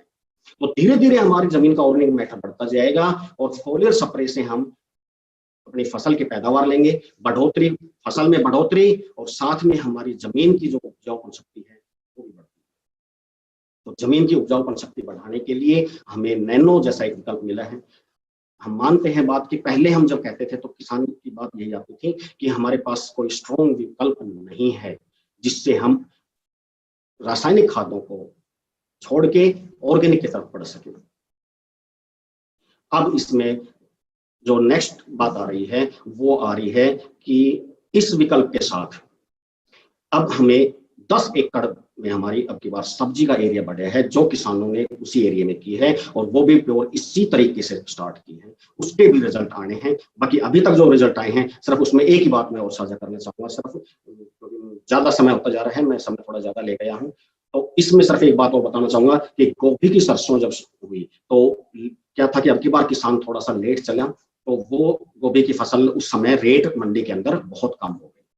अब मंडी के अंदर हालत ये थी कि जो भी गोभी किसान लेके जा रहा था वो थैली के हिसाब से बिकती थी, कि एक 20 किलो की थैली है, उसका 80 रुपए दे दिया, 100 रुपए दे दिया। लेकिन उस किसान की जो गोभी थी वो तौल के बिकी, क्योंकि उसकी क्वालिटी अलग थी, ऑर्गेनिक तरीके से की थी, नैनो की स्प्रे की थी, उसकी क्वालिटी बहुत अच्छी आई। और ये किसान ने खुद हमें ये बताया कि मेरी जो गोभी जा रही है वो तुल के जा रही है, वजन के अनुसार जा रही है, तो यानी मेरे को ज्यादा इसका पैसा मिल रहा है।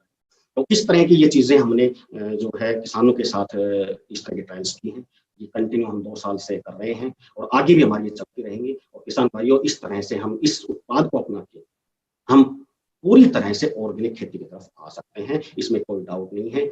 फिर भी आपकी कोई सवाल हो, एक चीज और बताना चाहूंगा कि ये जो नैनो की जो स्प्रे है वो आप हर फसल में इसका इस्तेमाल कर सकते हैं। कपास के अंदर इसके बहुत अच्छे रिजल्ट हैं। आप बाग के अंदर किन्नू में और नींबू के अंदर हमने स्प्रे करवाई है, उसके भी बहुत अच्छे रिजल्ट हमने प्राप्त किए हैं। सब्जियों के अंदर बहुत अच्छे रिजल्ट है। तो हर तरह की फसल में हम इसका इस्तेमाल कर सकते हैं। तो इन्हीं बातों के साथ मैं आप सभी का पुनः धन्यवाद करता हूं। धन्यवाद डॉक्टर साहब। डॉक्टर साहब ने अपने वक्तव्य में पूरे विस्तार से अपना जो 3 फसली सीजन का इनका परीक्षण थे किसान के खेत पे, उसके बारे में बड़ा विस्तार से बताया, कितने % हमने वृद्धि की है और कितने मृदा स्वास्थ्य में कितना सुधार हुआ है। तो इसके लिए डॉक्टर साहब का बहुत बहुत धन्यवाद। वास्तव में परिस्थितियां कुछ ऐसी हैं कि वर्चुअल पे थोड़ा टाइम इतना नहीं लग पाता, लेकिन जैसे ही हालात सुधरेंगे भौतिक रूप से फिर आप लोगों की आपकी सेवाएं लेंगे, किसानों के बीच आपको रूबरू करेंगे। हमारे बीच में डॉक्टर दिनेश कुमार त्यागी साहब हैं, जो प्रबंध निदेशक हैं CSC के। CSC भी कृषि के विकास में एक अपना अहम योगदान अदा कर रही है डिजिटल इंडिया के माध्यम से। तो मैं अनुरोध करूंगा त्यागी साहब को कि वो भी अपने वक्तव्य से हमारे किसान भाइयों को और दूसरे श्रोताओं को लाभान्वित करें। त्यागी साहब। Thank you Omkar ji, thank you very much. और पहले वाइस चांसलर जी का बहुत बहुत शुक्रिया, योगेंद्र जी, अनिल जिन्होंने अभी एक्सप्लेन किया बहुत अच्छे से, और रमेश आलिया जी, और बाकी जो साइंटिस्ट आज हमारे साथ इफ्को के जुड़े हैं, उन सबका बहुत बहुत धन्यवाद। हम CSC परिवार की तरफ से आपका बहुत शुक्रिया अदा करना चाहते हैं, क्योंकि बहुत अच्छी नॉलेज है, बहुत अच्छा ये सिस्टम जो आपने डिज़ाइन किया है, और with not only with theory but also with practical experience. हमारे लोग जो गांव में काम करते हैं, हमारे जो कॉमन सर्विस सेंटर, तो ज़्यादातर हमारा काम ही गांव में है, और किसान के साथ बहुत ज्यादा हम लोग करते हैं, जैसे किसान की पीएम किसान सम्मान निधि है, उनको मदद करते हैं। और किसान को हम इफ्को के कुछ प्रोडक्ट भी ऑनलाइन उपलब्ध कराते हैं, वो भी योगेंद्र जी ने हमारी मदद की है। इफ्को के सिस्टम के साथ हमारा जो प्लेटफॉर्म है वो इंटीग्रेटेड है, तो कोई भी किसान गांव में बैठ करके ऑनलाइन वो प्रोडक्ट खरीद सकता है। एक जो समस्या सबसे बड़ी रहती है वो है कि किसान को अवेयरनेस कैसे क्रिएट किया जाए, how do we try and create motivate the farmer, क्योंकि ट्रेडिशनल सिस्टम से शिफ्ट करने में थोड़ा सा वक्त लगता है। वो जैसे अनिल यादव जी ने बताया कि उन्होंने एक्सपेरिमेंट किया, वो तो कृषि विकास केंद्र के हैं तो उन्होंने आसानी होती है उनको कन्विंस करने के लिए, बट हमारा जो एंटरप्रेन्योर है वो फार्मर को कैसे कन्विंस करे कि वो ट्रेडिशनल सिस्टम को शिफ्ट करके ये वाले प्रोडक्ट को यूज करना शुरू कर दे, चाहे वो सागरिका हो, चाहे वो नानो यूरिया हो, उन सबको हमें तो बहुत अच्छा लगा। सी आप ना कि फर्टिलाइजर को क्रॉप प्रोडक्टिविटी बढ़ा रहे हैं, बट आप एनवायरनमेंट के लिए बहुत बड़ा काम कर रहे हैं, जैसा कि that is a big achievement. अगर हम गांव वालों को कंबाइंड एफर्ट के प्रोडक्टिविटी आपकी सस्टेन रहेगी या एनहांस होगी, और आप अपने आप को, अपने और अपने परिवार के स्वास्थ्य को बचा पाएंगे, और एनवायरनमेंट और फसल और अपनी जो सॉइल है उसकी हेल्थ को मेंटेन कर पाएंगे, that itself is a great initiative. थोड़ा सा एग्रेसिवली परस्यू करना पड़ेगा। हमें लगता है कि हम आपके साइंटिस्टों की ज्यादा मदद लेंगे, कुछ हमारे लोकल लेवल, लोकल भाषा में, जैसे बंगाली में तो बंगाली में शायद वो उसको अच्छा लगेगा, all of them may not be able to understand Hindi because we work in different environments, तो कुछ असम में है, तो हम आपके साइंटिस्टों की मदद लेकर के कंटिन्यूस प्रोसेस पे आपसे रिक्वेस्ट करेंगे कि उनको थोड़ा सा मोटिवेट करें और थोड़ा एक्साइट करें। And then when they get excited, they will take some pilot programs initially to try and establish the credibility and do that part of the work. जैसे अनिल जी ने बताया कि अगर हम ऑर्गेनिक के साथ नैनो को यूज करें तो बहुत बड़ा है, इट्स ए बिग अचीवमेंट। ये हमें नहीं मालूम था कि अगर हम ऑर्गेनिक फर्टिलाइजर को यूज करके और ऊपर नैनो को कर दे तो सॉइल भी बरकरार रहती है और प्रोडक्टिविटी भी सेम और एनहांस होती है। That itself can be a great achievement and they are tried in all crops, so should not be very difficult। इस कंट्री में जहां जहां जो क्रॉप होती है, चाहे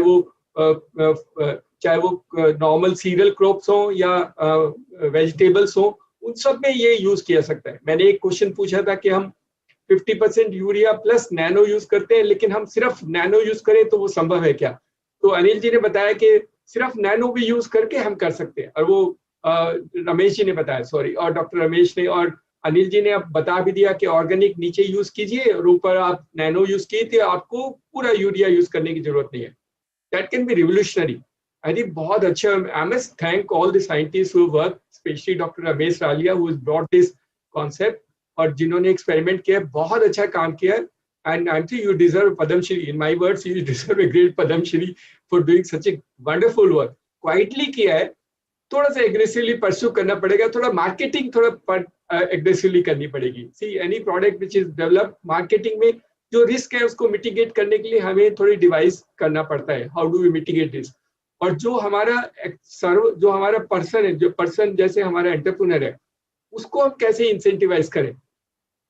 बिना इंसेंटिव के नहीं करता है, बिना इंसेंटिव के काम नहीं करता है। Sometime incentive work quite a lot in enabling people to take risk, वो फिर उसको रिस्क मिटिगेशन के लिए इंसेंटिव काम करता है। तो अगर हम एन एंटरप्रेन्योर के लिए sale of this nano and other product का सफिशिएंट इंसेंटिव बना दें, तो वो फिर उसको बता देगा। Then he will bring the farmers together collectively, try and over a period of time explain to them and do an experimentation also wherever is required। तो हमारे लिए तो बहुत बड़ी अपॉर्चुनिटी है। हम लोग 6000 FPO भी बना रहे हैं, one in every block, farmer producer organisation. उसमें the objective is almost the same कि फार्मर्स के साथ भारत सरकार भी चाहती है every aspect of life of the farmer can through use of technology can be improve. वही FPO का कॉन्सेप्ट है, और हमने 6000 में से करीब 2000 के करीब आइडेंटिफाई कर लिए हैं। And our team is very aggressive. Hopefully, it should be complete 6,000 of them. और ये 6000 FPO बहुत अच्छे हैं. Some are amazing. They may look very like farmer type, but there are great entrepreneurs. Skill है उनके पास, उनके inherently enterprising skills हैं. कुछ भी कर सकते हैं, आप जैसे भी कहेंगे वैसे वो adopt करते हैं. लेकिन वो जो convincing arguments हैं, वो बनाने के लिए हमारा entrepreneur, हमको उसको empower करना है, उसको train करना है, motivate करना है, incentivize करना है, और लॉजिस्टिक रिक्वायरमेंट्स मीट करनी है। अगर वो ऑर्डर देता है तो उसके जहाँ पे पहुंच जाना चाहिए टाइम से। अगर हम इन चीजों को ध्यान रखेंगे तो this can be a wonderful opportunity. हम लोग 1 लाख गांव को डिजिटल विलेज बना रहे हैं, भारत सरकार की स्कीम है 1 लाख डिजिटल विलेज। हमारी तो रिक्वेस्ट रहेगी योगेंद्र जी से, 1 लाख गांव में यूरिया बंद कर देते हैं। अगर आप थोड़ी सी मदद करें, that this 1 lakh digital village will have no use of urea. As a organisation और company you might get financially affected, because आप तो यूरिया बेच के पैसा कमाते हैं, पर देश का भला होगा, देश का भला होगा। As somebody said, IFFCO is not only for making money but also helping farmers. I agree with him. And Yogendra ji is a classic example. उनका सारा मकसद रहता है किसान की मदद कैसे की जाए।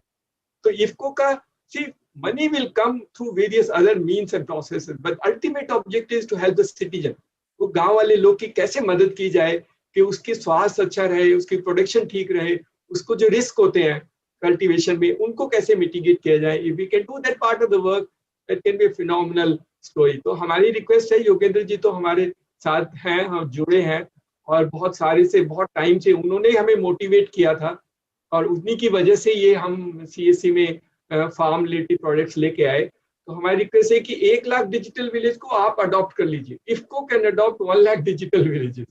थोड़ा थोड़ा काम कराइए over a period time. This is over a period, 1 साल में तो नहीं होगा, but over a period of time 1 lakh digital village will have only organic, और हम आपकी मदद करेंगे with use of both sagarika and nano urea we can actually create an organic value। और अनिल जी जैसे कुछ वो साइंटिस्ट अलग अलग केवीके में बना देंगे जो एक्सपेरिमेंट करेंगे। अनिल जी ने जो रेवाड़ी में किया है that can be also replicated in all the केवी। सारे केवीके साइंटिस्ट हमारे सिस्टम के साथ जुड़े हैं और टेली कंसल्टेशन करते हैं एग्रीकल्चर में, तो we can actually help them and try and empower those communities to try and support them. So thank you very much for inviting me. For me it's a new subject and it's an eye opening। और सारे साइंटिस्टों को बधाई, specially doctor Ramesh राजिया जी ने बहुत अच्छा काम किया, I am very impressed.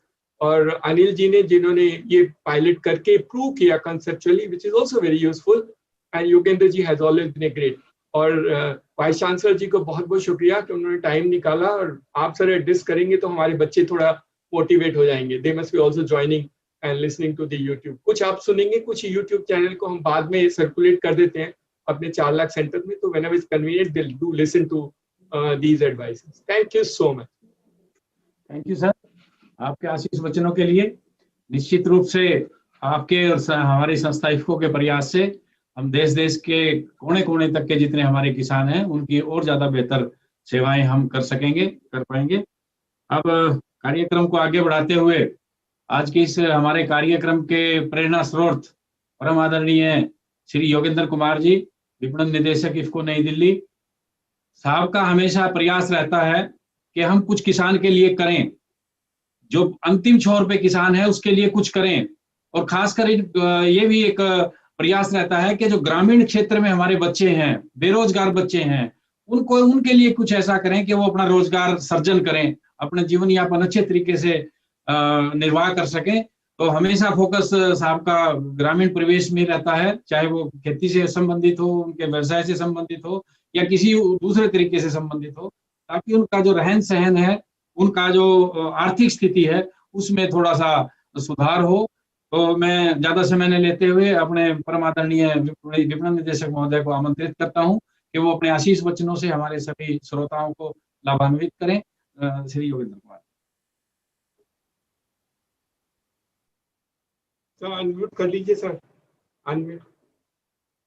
आज के कार्यक्रम के परम आदरणीय मुख्य अतिथि डॉक्टर काम्बोज साहब, वाइस चांसलर HAU, एक बहुत ही प्रतिष्ठित देश का संस्थान जिसने बहुत योगदान किया है कृषि में, ऐसे कृषि विश्वविद्यालय के कुलपति महोदय, और हमारे बीच में उपस्थित डॉक्टर दिनेश त्यागी साहब, जिनसे हमेशा हम प्रेरणा लेते हैं, बहुत कुछ सीखते हैं, बहुत अच्छे विचारक हैं और बहुत ही समर्पित व्यक्तित्व है इनका, जो हमेशा किसान के लिए, गांव के लिए, छोटे लोगों के लिए सोचते हैं। सोचते ही नहीं, उसको करते भी हैं। इनके निर्देशन में जो CSC की एक उत्थान हुआ है, जो प्रगति हुई है, वो बहुत ही अतुलनीय है। 4 लाख विलेज हैं और जितनी भी मौलिक सुविधाएं हैं, मौलिक सुविधाओं के साथ साथ बहुत सारे आदान और उत्पाद भी विलेज के माध्यम से बहुत सस्ती दर पे गांव में उपलब्ध कराने का अगर किसी ने कार्य किया है, वो नाम है श्री दिनेश त्यागी साहब का। ऐसे इन्होंने मेरा आमंत्रण स्वीकार किया, इनका बहुत बहुत आभार। डॉक्टर रमेश रालिया जी हमारे स्टेट मैनेजर, और खास तौर पे मैं डॉक्टर अनिल यादव के योगदान की सदैव सराहना करता हूं। इन्होंने एक ऐसा रास्ता दिखाया है, एक ऐसा प्रयोग किया है, और वो प्रयोग मुझे लगता है इन्हीं की दिमाग की उपज है।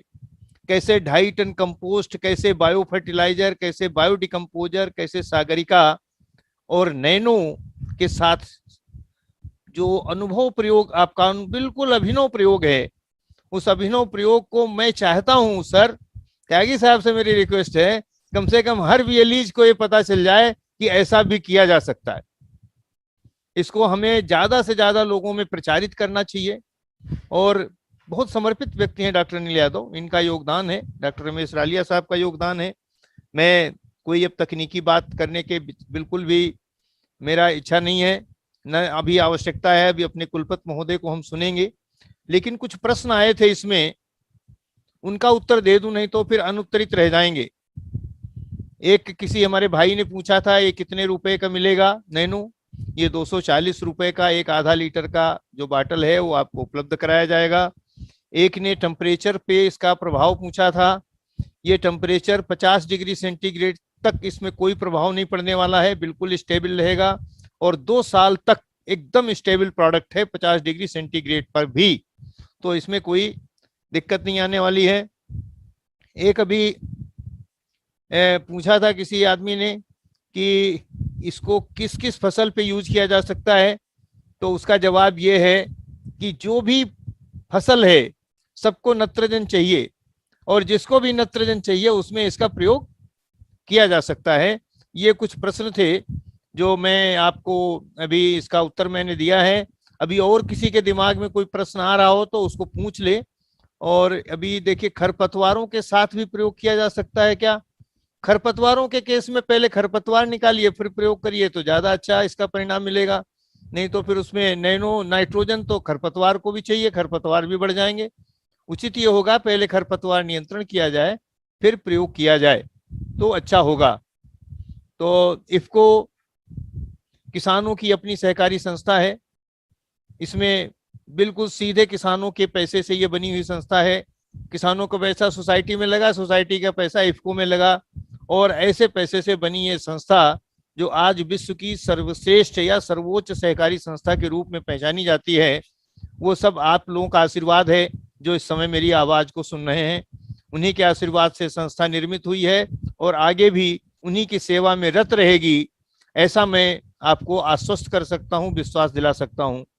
अभी आप एक बात और करिएगा, कभी कोई उत्पाद लो, मुझे उसमें कोई दिक्कत नहीं है, जो आपकी अच्छाई के लिए हो, जो आपके कृषि के निवेश हो, उनमें हमें कोई प्रॉब्लम नहीं है, लेकिन इफको के उत्पादों को भी एक बार प्रयोग करके आपको जरूर देखना चाहिए, क्योंकि ये जो उत्पाद हैं ये आपकी अपनी संस्था ने बनाए हैं, ये तो नंबर 1 बात है।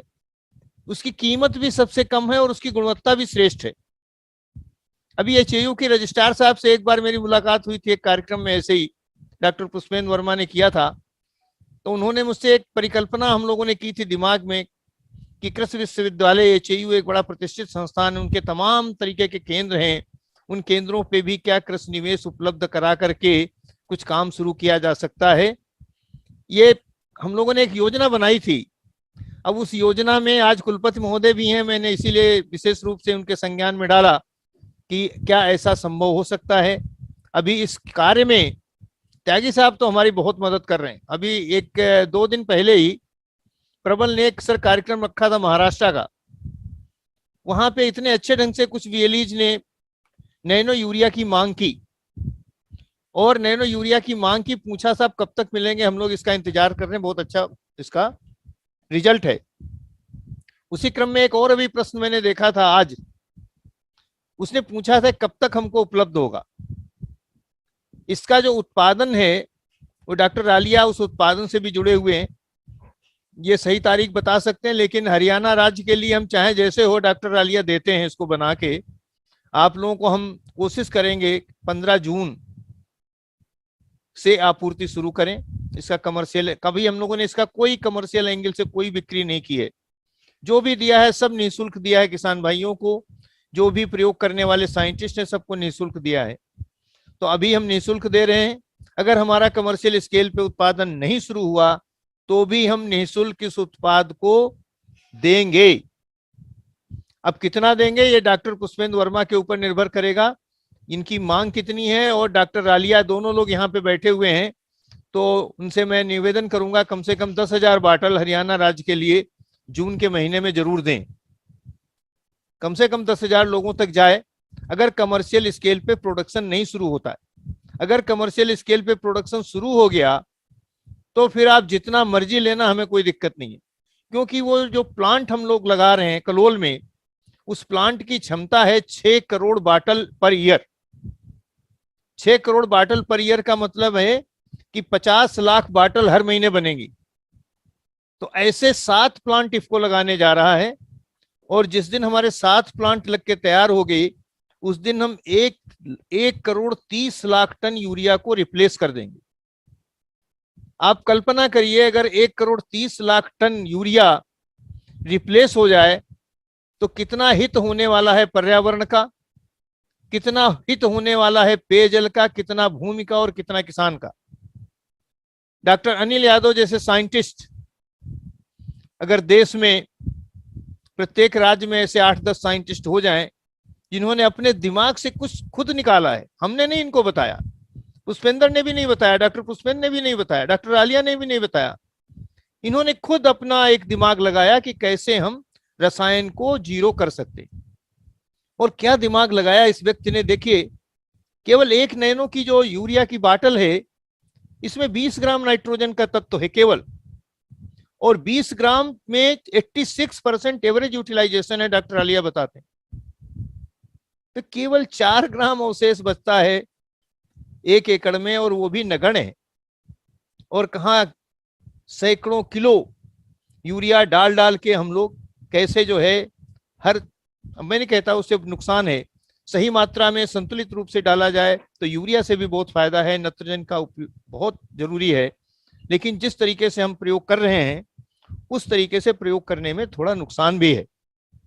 तो मैं अब ज्यादा बात नहीं करूंगा, हम अपने कुलपति महोदय के प्रति आभार व्यक्त करेंगे, डॉक्टर दिनेश त्यागी के प्रति आभार व्यक्त करेंगे, और हमारे जो वैज्ञानिक हैं विशेष रूप से डॉक्टर रालिया और हमारे डॉक्टर अनिल यादव, जिनकी मैं सर्वत्र प्रशंसा करता हूं, चाहे जो कार्यक्रम हो मैं रेवाड़ी की चर्चा जरूर करता हूं, और डॉक्टर अनिल यादव का नाम निश्चित रूप से लेता हूं।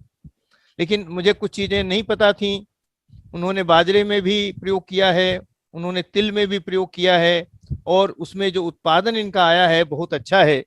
इतना ज्यादा उत्पादन बढ़ना अपने आप में एक बड़ी उपलब्धि है। इस उपलब्धि को हमें जन जन तक पहुंचाना है। ऐसा कोई कार्यक्रम हम बनाने वाले हैं बहुत जल्दी, और डॉक्टर अनिल यादव के विचार हमारे कम से कम हम BLE तक तो पहुंचा ही देंगे। त्यागी साहब इतनी अनुमति मुझे देंगे कि वो BLE तक तो पहुंच ही जाएगा, 4 लाख आदमियों तक तो पहुंचना ही पहुंचना है इसको। और आगे अगर ऐसे ही आप लोगों का, आप हमारी 1 लाख बोतल, हमारी 1 लाख बोतल दिलवा देना, हमारे एक गांव में 1 लाख गांव में। बिल्कुल दे देंगे सर, बिल्कुल दे देंगे। ठीक है, आप सबका बहुत बहुत धन्यवाद। और माननीय कुलपति महोदय को मैं अब सीधे आमंत्रित करता हूं। अब ओंकार को बीच में नहीं डालूंगा जिससे कुछ और समय मिल सके। ठीक है। और एक विशाल व्यक्तित्व के मालिक, एक बड़े वैज्ञानिक और एक देश के सबसे प्रतिष्ठित कृषि विश्वविद्यालय के कुलपति डॉक्टर कंबोज से अनुरोध है कि वो हम लोगों को मार्गदर्शन करें। सभी को मेरा नमस्कार। आवाज आ रही? हाँ आवाज आ रही सर, बढ़िया आ रही।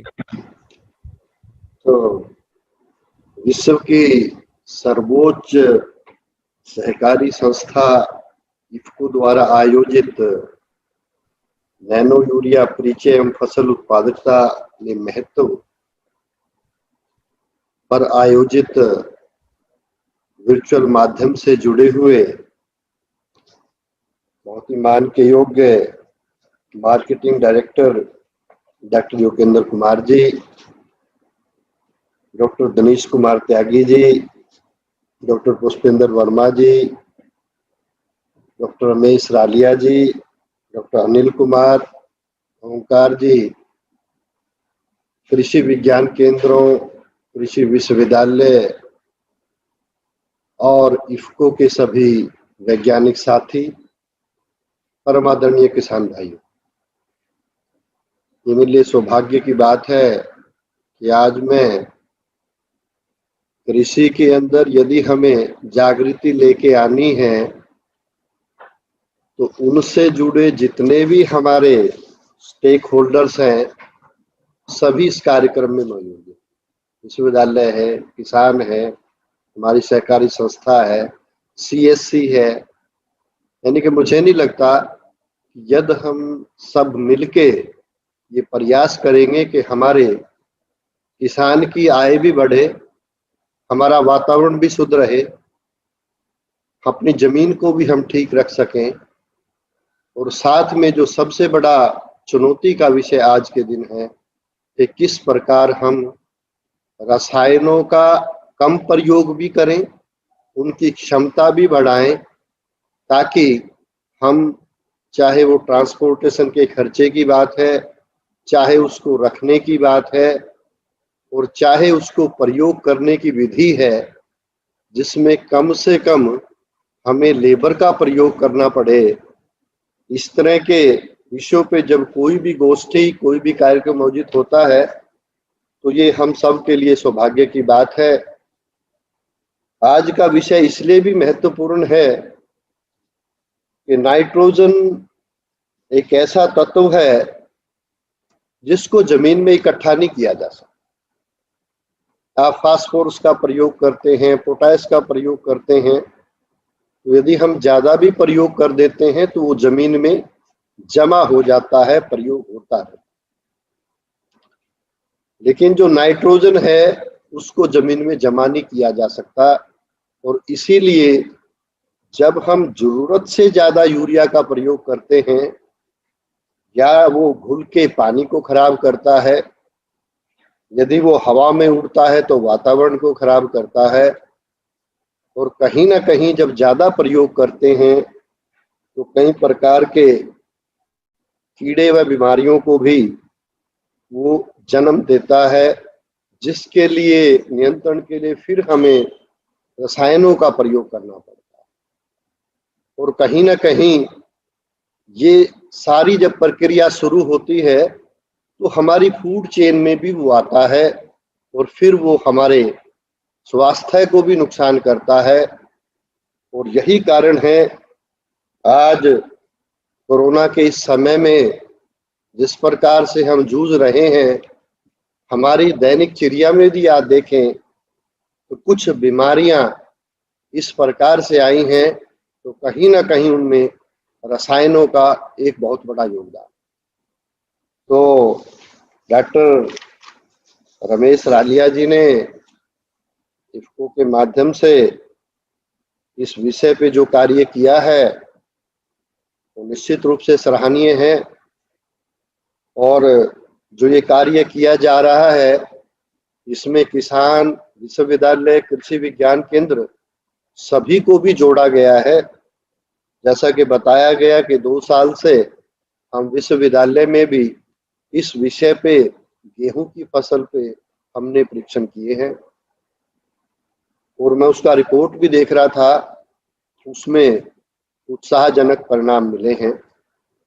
और हम इस विधि से जो है नाइट्रोजन खाद की बचत कर सकते हैं, और जैसा कि बताया गया कि इसकी जो कीमत है वो भी काफी ठीक रखी गई है, ताकि किसान को यदि छिड़काव करने में थोड़ा बहुत लेबर लगता है तो वो पूर्ति उसकी उससे हो सके कि उसको केमिकल जो है वो सस्ती दरों पे मिले। ये एक बहुत बड़ी बात है। इसी कड़ी के अंदर जब मैं रिपोर्ट्स देख रहा था तो उसमें एक जो अच्छी स्टडी भी साथ में की जा रही है कि जब हम इसका प्रयोग करते हैं, जमीन में जो खुराक पड़ी हुई है, चाहे वो नाइट्रोजन के रूप में है, चाहे फास्फोरस है, पोटास है, माइक्रोन्यूट्रिएंट है, उन पे क्या प्रभाव पड़ता है, कहीं उनकी कमी तो नहीं हो रही है, वो तो ड्रेन आउट नहीं हो रहे हैं। तो ये विषय भी साथ में लग के विश्वविद्यालय शोध कर रहा है। और क्योंकि शोध एक निरंतर प्रक्रिया भी है। इसमें इसको सुधार करने में, इसकी एफिशिएंसी को और बढ़ाने में, दूसरे जो तत्व हैं उनको भी इसी दिशा में ले जाने में, और जैसा कि आज एक विषय और सामने निकल के आया कि क्या हम जो ऑर्गेनिक हमारी खेती है उसके अंदर जब भी हम ऑर्गेनिक की तरफ बढ़ते हैं, क्योंकि यूरिया जो है फसल को पूरा टाइम चाहिए, पकने तक चाहिए। फास्फोरस और पोटाश जैसा कि हमारे शोध बताते हैं कि उसकी 2/3 मात्रा उसके शुरू के 1/3 फसल के पूरे जीवन चक्र के लिए चाहिए, लेकिन नाइट्रोजन जो है वो उसको अंत तक चाहिए। और क्योंकि ये जो नैनो यूरिया है इसका बड़ी आराम से एकदम रिलीज ना होके बहुत स्लोली ये पौधे को मिलता है, और इसीलिए अंत तक जब ये पड़ा रहता है तो उसमें जो क्लोरोफिल कंटेंट है वो अंत तक रहता है, प्रकाश संश्लेषण की क्रिया भी ठीक चलती होगी, और उसी कारण से कहीं ना कहीं जो पैदावार में वृद्धि की बात हर परीक्षण से नजर आई है, निकल के आई है, ये उससे जुड़ी हुई है। और क्योंकि ये आराम से मिलता है तो जो एकदम बढ़वार होती है, फसल का रंग बदलता है, जिससे कीट आकर्षित होते हैं, शायद उस प्रक्रिया पे भी रोक लग रही है। तो मुझे ऐसा लगता है कहीं ना कहीं कीड़े बीमारियों का प्रकोप भी इसके प्रयोग से कम होगा, और वो शोध जो है वो भी साथ में आप लेके चल रहे हैं। और एक जो सबसे अच्छी बात है कि हम 3 टियर सिस्टम में काम करते हैं। विश्वविद्यालय शोध के लिए है, वहां पे उत्पाद है। रालिया जी शोध कर रहे हैं, उसको विश्वविद्यालय में टेस्ट किया जा रहा है। किसान के खेत में भी साथ के साथ हमने रिवाड़ी कृषि विज्ञान केंद्र का जिक्र किया। मुझे लगता है कि इस बार आप दूसरे कृषि विज्ञान केंद्रों में भी, जैसा कि अभी हमारे दिनेश कुमार त्यागी जी ने बताया कि वो 1 लाख डिजिटल ब्रिजेस की बात कर रहे हैं, और वो ये कह रहे हैं कि इसमें वो संस्थाएं जो इसको देश के कोने कोने तक लेके जाने में सक्षम है, उन संस्थाओं को भी साथ में जोड़ा है। तो ये बहुत बड़ी बात है। तो मैं इस उपलक्ष्य में इफ्को को मुबारकबाद भी देना चाहूंगा, उनका धन्यवाद भी करना चाहूंगा, आभार भी व्यक्त करना चाहूंगा कि मैं भी इस प्रोग्राम का हिस्सा बन पाया। और एक बात आपने क्योस सेंटर की अभी की थी, हमारे मार्केटिंग डायरेक्टर साहब ने, डॉक्टर योगेंद्र कुमार जी ने, तो वो बड़े ही प्रतिभावान हैं। मुझे पहले भी कई कार्यक्रमों में मिले हैं, इफ्को से मेरा भी पुराना रिश्ता है, काफी कार्यक्रम साथ में मिलके करता रहा। जहां भी कृषि विज्ञान केंद्र में हमने जो वो खोले हैं, हमारा ये प्रयास है, मैं डॉक्टर पुष्पेंद्र वर्मा जी, एक बार थोड़ी चर्चा इस बारे में हुई थी, हम दोबारा इस पे चर्चा करते हुए ये चाहेंगे कि जितने भी हमारे उत्पाद हैं कम से कम उसकी जानकारी वो कहाँ पे उपलब्ध है। यदि हमारे पास स्टोरेज की इतनी व्यवस्था वहां पे नहीं हुई तो कम से कम एक कियोस्क पे ऊपर कृषि विज्ञान के अंदर जितने हरियाणा में है उनका तो मैं कह ही सकता हूँ कि वहां पे ये जानकारी हो, चाहे वो नैनो यूरिया की बात करें, चाहे बायो फर्टिलाइजर की बात करें, या कोई भी आपके कृषि में प्रयोग होने वाला यंत्र है, कोई भी तकनीक है, वो उस कियोस्क से मिलनी चाहिए, ताकि किसान वहां पे आए और जो कम मात्रा में बायो फर्टिलाइजर्स हैं उनकी यदि कुछ वहां पे हम स्टोर करके, यदि कोई 1 या 2 बोतल लेने वाला छोटा किसान है, सीमांत किसान है, कई बार वो कृषि विज्ञान केंद्र में जानकारी के लिए तो आ जाता है, लेकिन यदि मैं उसको कहूं कि ये बोतल आपको यमुनानगर में या करनाल में इफ्को के केंद्र पे मिलेगी, तो कई बार इसमें थोड़ी सी वो दिक्कत पेश करता है। तो हमारा प्रयास रहेगा कि उसका भी हम क्या तरीका निकाल सकते हैं ताकि उसको वो उपलब्धता वहीं पे हो जाए।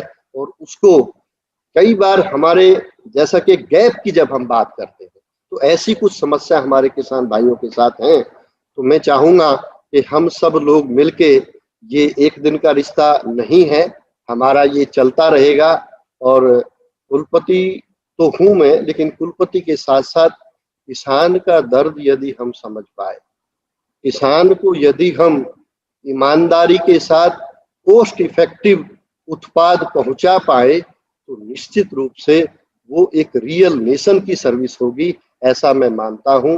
आप लोगों ने ये आयोजन किया, इसके लिए पुनः आपको मुबारकबाद भी देता हूं और सभी स्टेक होल्डर्स को जोड़ने के लिए आप इसके बधाई के पात्र भी हैं। और हमारे जितने भी किसान भाई यहाँ पे जुड़े हुए हैं वो क्योंकि वैज्ञानिक भी हैं, हमारा जो बिक्री से संबंधित संस्थाएं हैं वो भी जुड़ी हैं, और विश्वविद्यालय से संबंधित भी यदि आपको कोई ऐसी चीज लगती है उससे जुड़े रहे तो हमें बताइए। यदि शोध में, उसके प्रचार प्रसार में कृषि विश्वविद्यालय जो अपना योगदान दे सकता है वो अवश्य ही देगा, ऐसा भी मैं इस अवसर पे आपको आश्वस्त करना चाहूंगा। आप लोगों ने मुझे मौका दिया, बहुत बहुत धन्यवाद। जय हिंद, जय भारत। धन्यवाद सर। परम आदरणीय डॉक्टर बी.आर. काम्बोज साहब, वीसी एचएयू हिसार ने अपने वक्तव्य में हम सभी को अपने ज्ञान से सरोबार किया है और आशा व्यक्त की है कि यूनिवर्सिटी और इफ्को और सीएससी मिलके और बेहतर तरीके से हम किसान की सेवा कर सकें।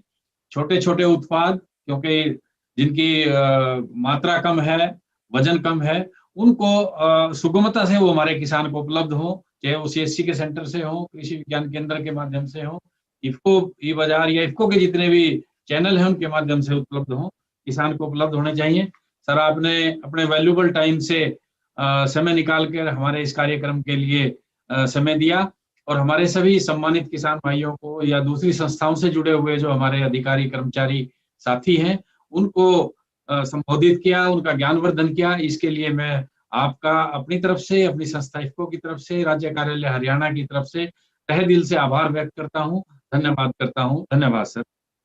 इसके साथ साथ डॉक्टर दिनेश त्यागी जी, जिन्होंने अपने व्यस्तम समय से निकाल के हमें जानकारी दी और ये बताया कि लगभग 1 लाख जो है एफपीओज सीएससी सेंटर और 6000 एफपीओज पूरे भारतवर्ष में सीएससी बनाने जा रही है। मैं समझता हूं कि निश्चित रूप से जो कृषि आदान है देश के छोर छोर तक, छोटे से छोटे किसान तक, वो उन चीजों को पहुंचाने में बिल्कुल एक बहुत अच्छा रोल प्ले करेगी। आपने भी हमारे किसानों को ये जानकारी दी, सभी को लाभान्वित किया। आपका सर बहुत बहुत धन्यवाद।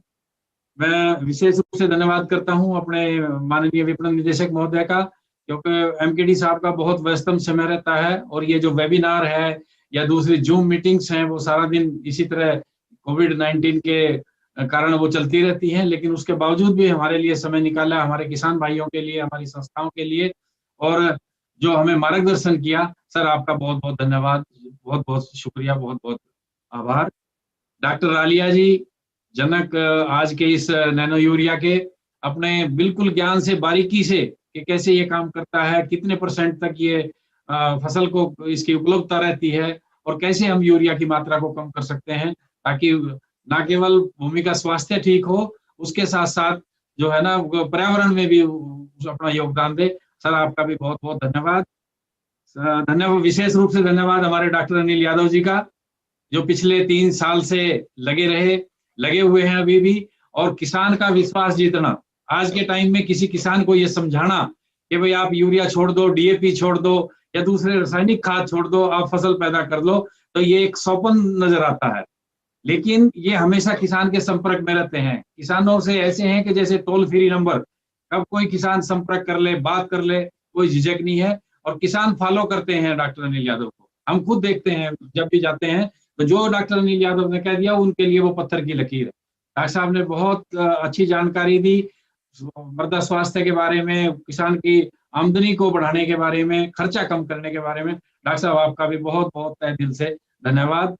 मैं धन्यवाद करता हूं अपने माननीय स्टेट मार्केटिंग मैनेजर का भी, जिनकी प्रेरणा से हमें आज का कार्यक्रम आयोजित किया, और विशेष रूप से धन्यवाद हमारे सभी सम्मानित किसान भाइयों का, क्योंकि हरियाणा में जो ये समय है सर, वो समय किसान धान की रोपाई की भी तैयारी में है, कपास की फसल के लिए भी तैयारी में है, गन्ना का जो किसान है वो गन्ने की फसल को संभालने के लिए लगा हुआ है।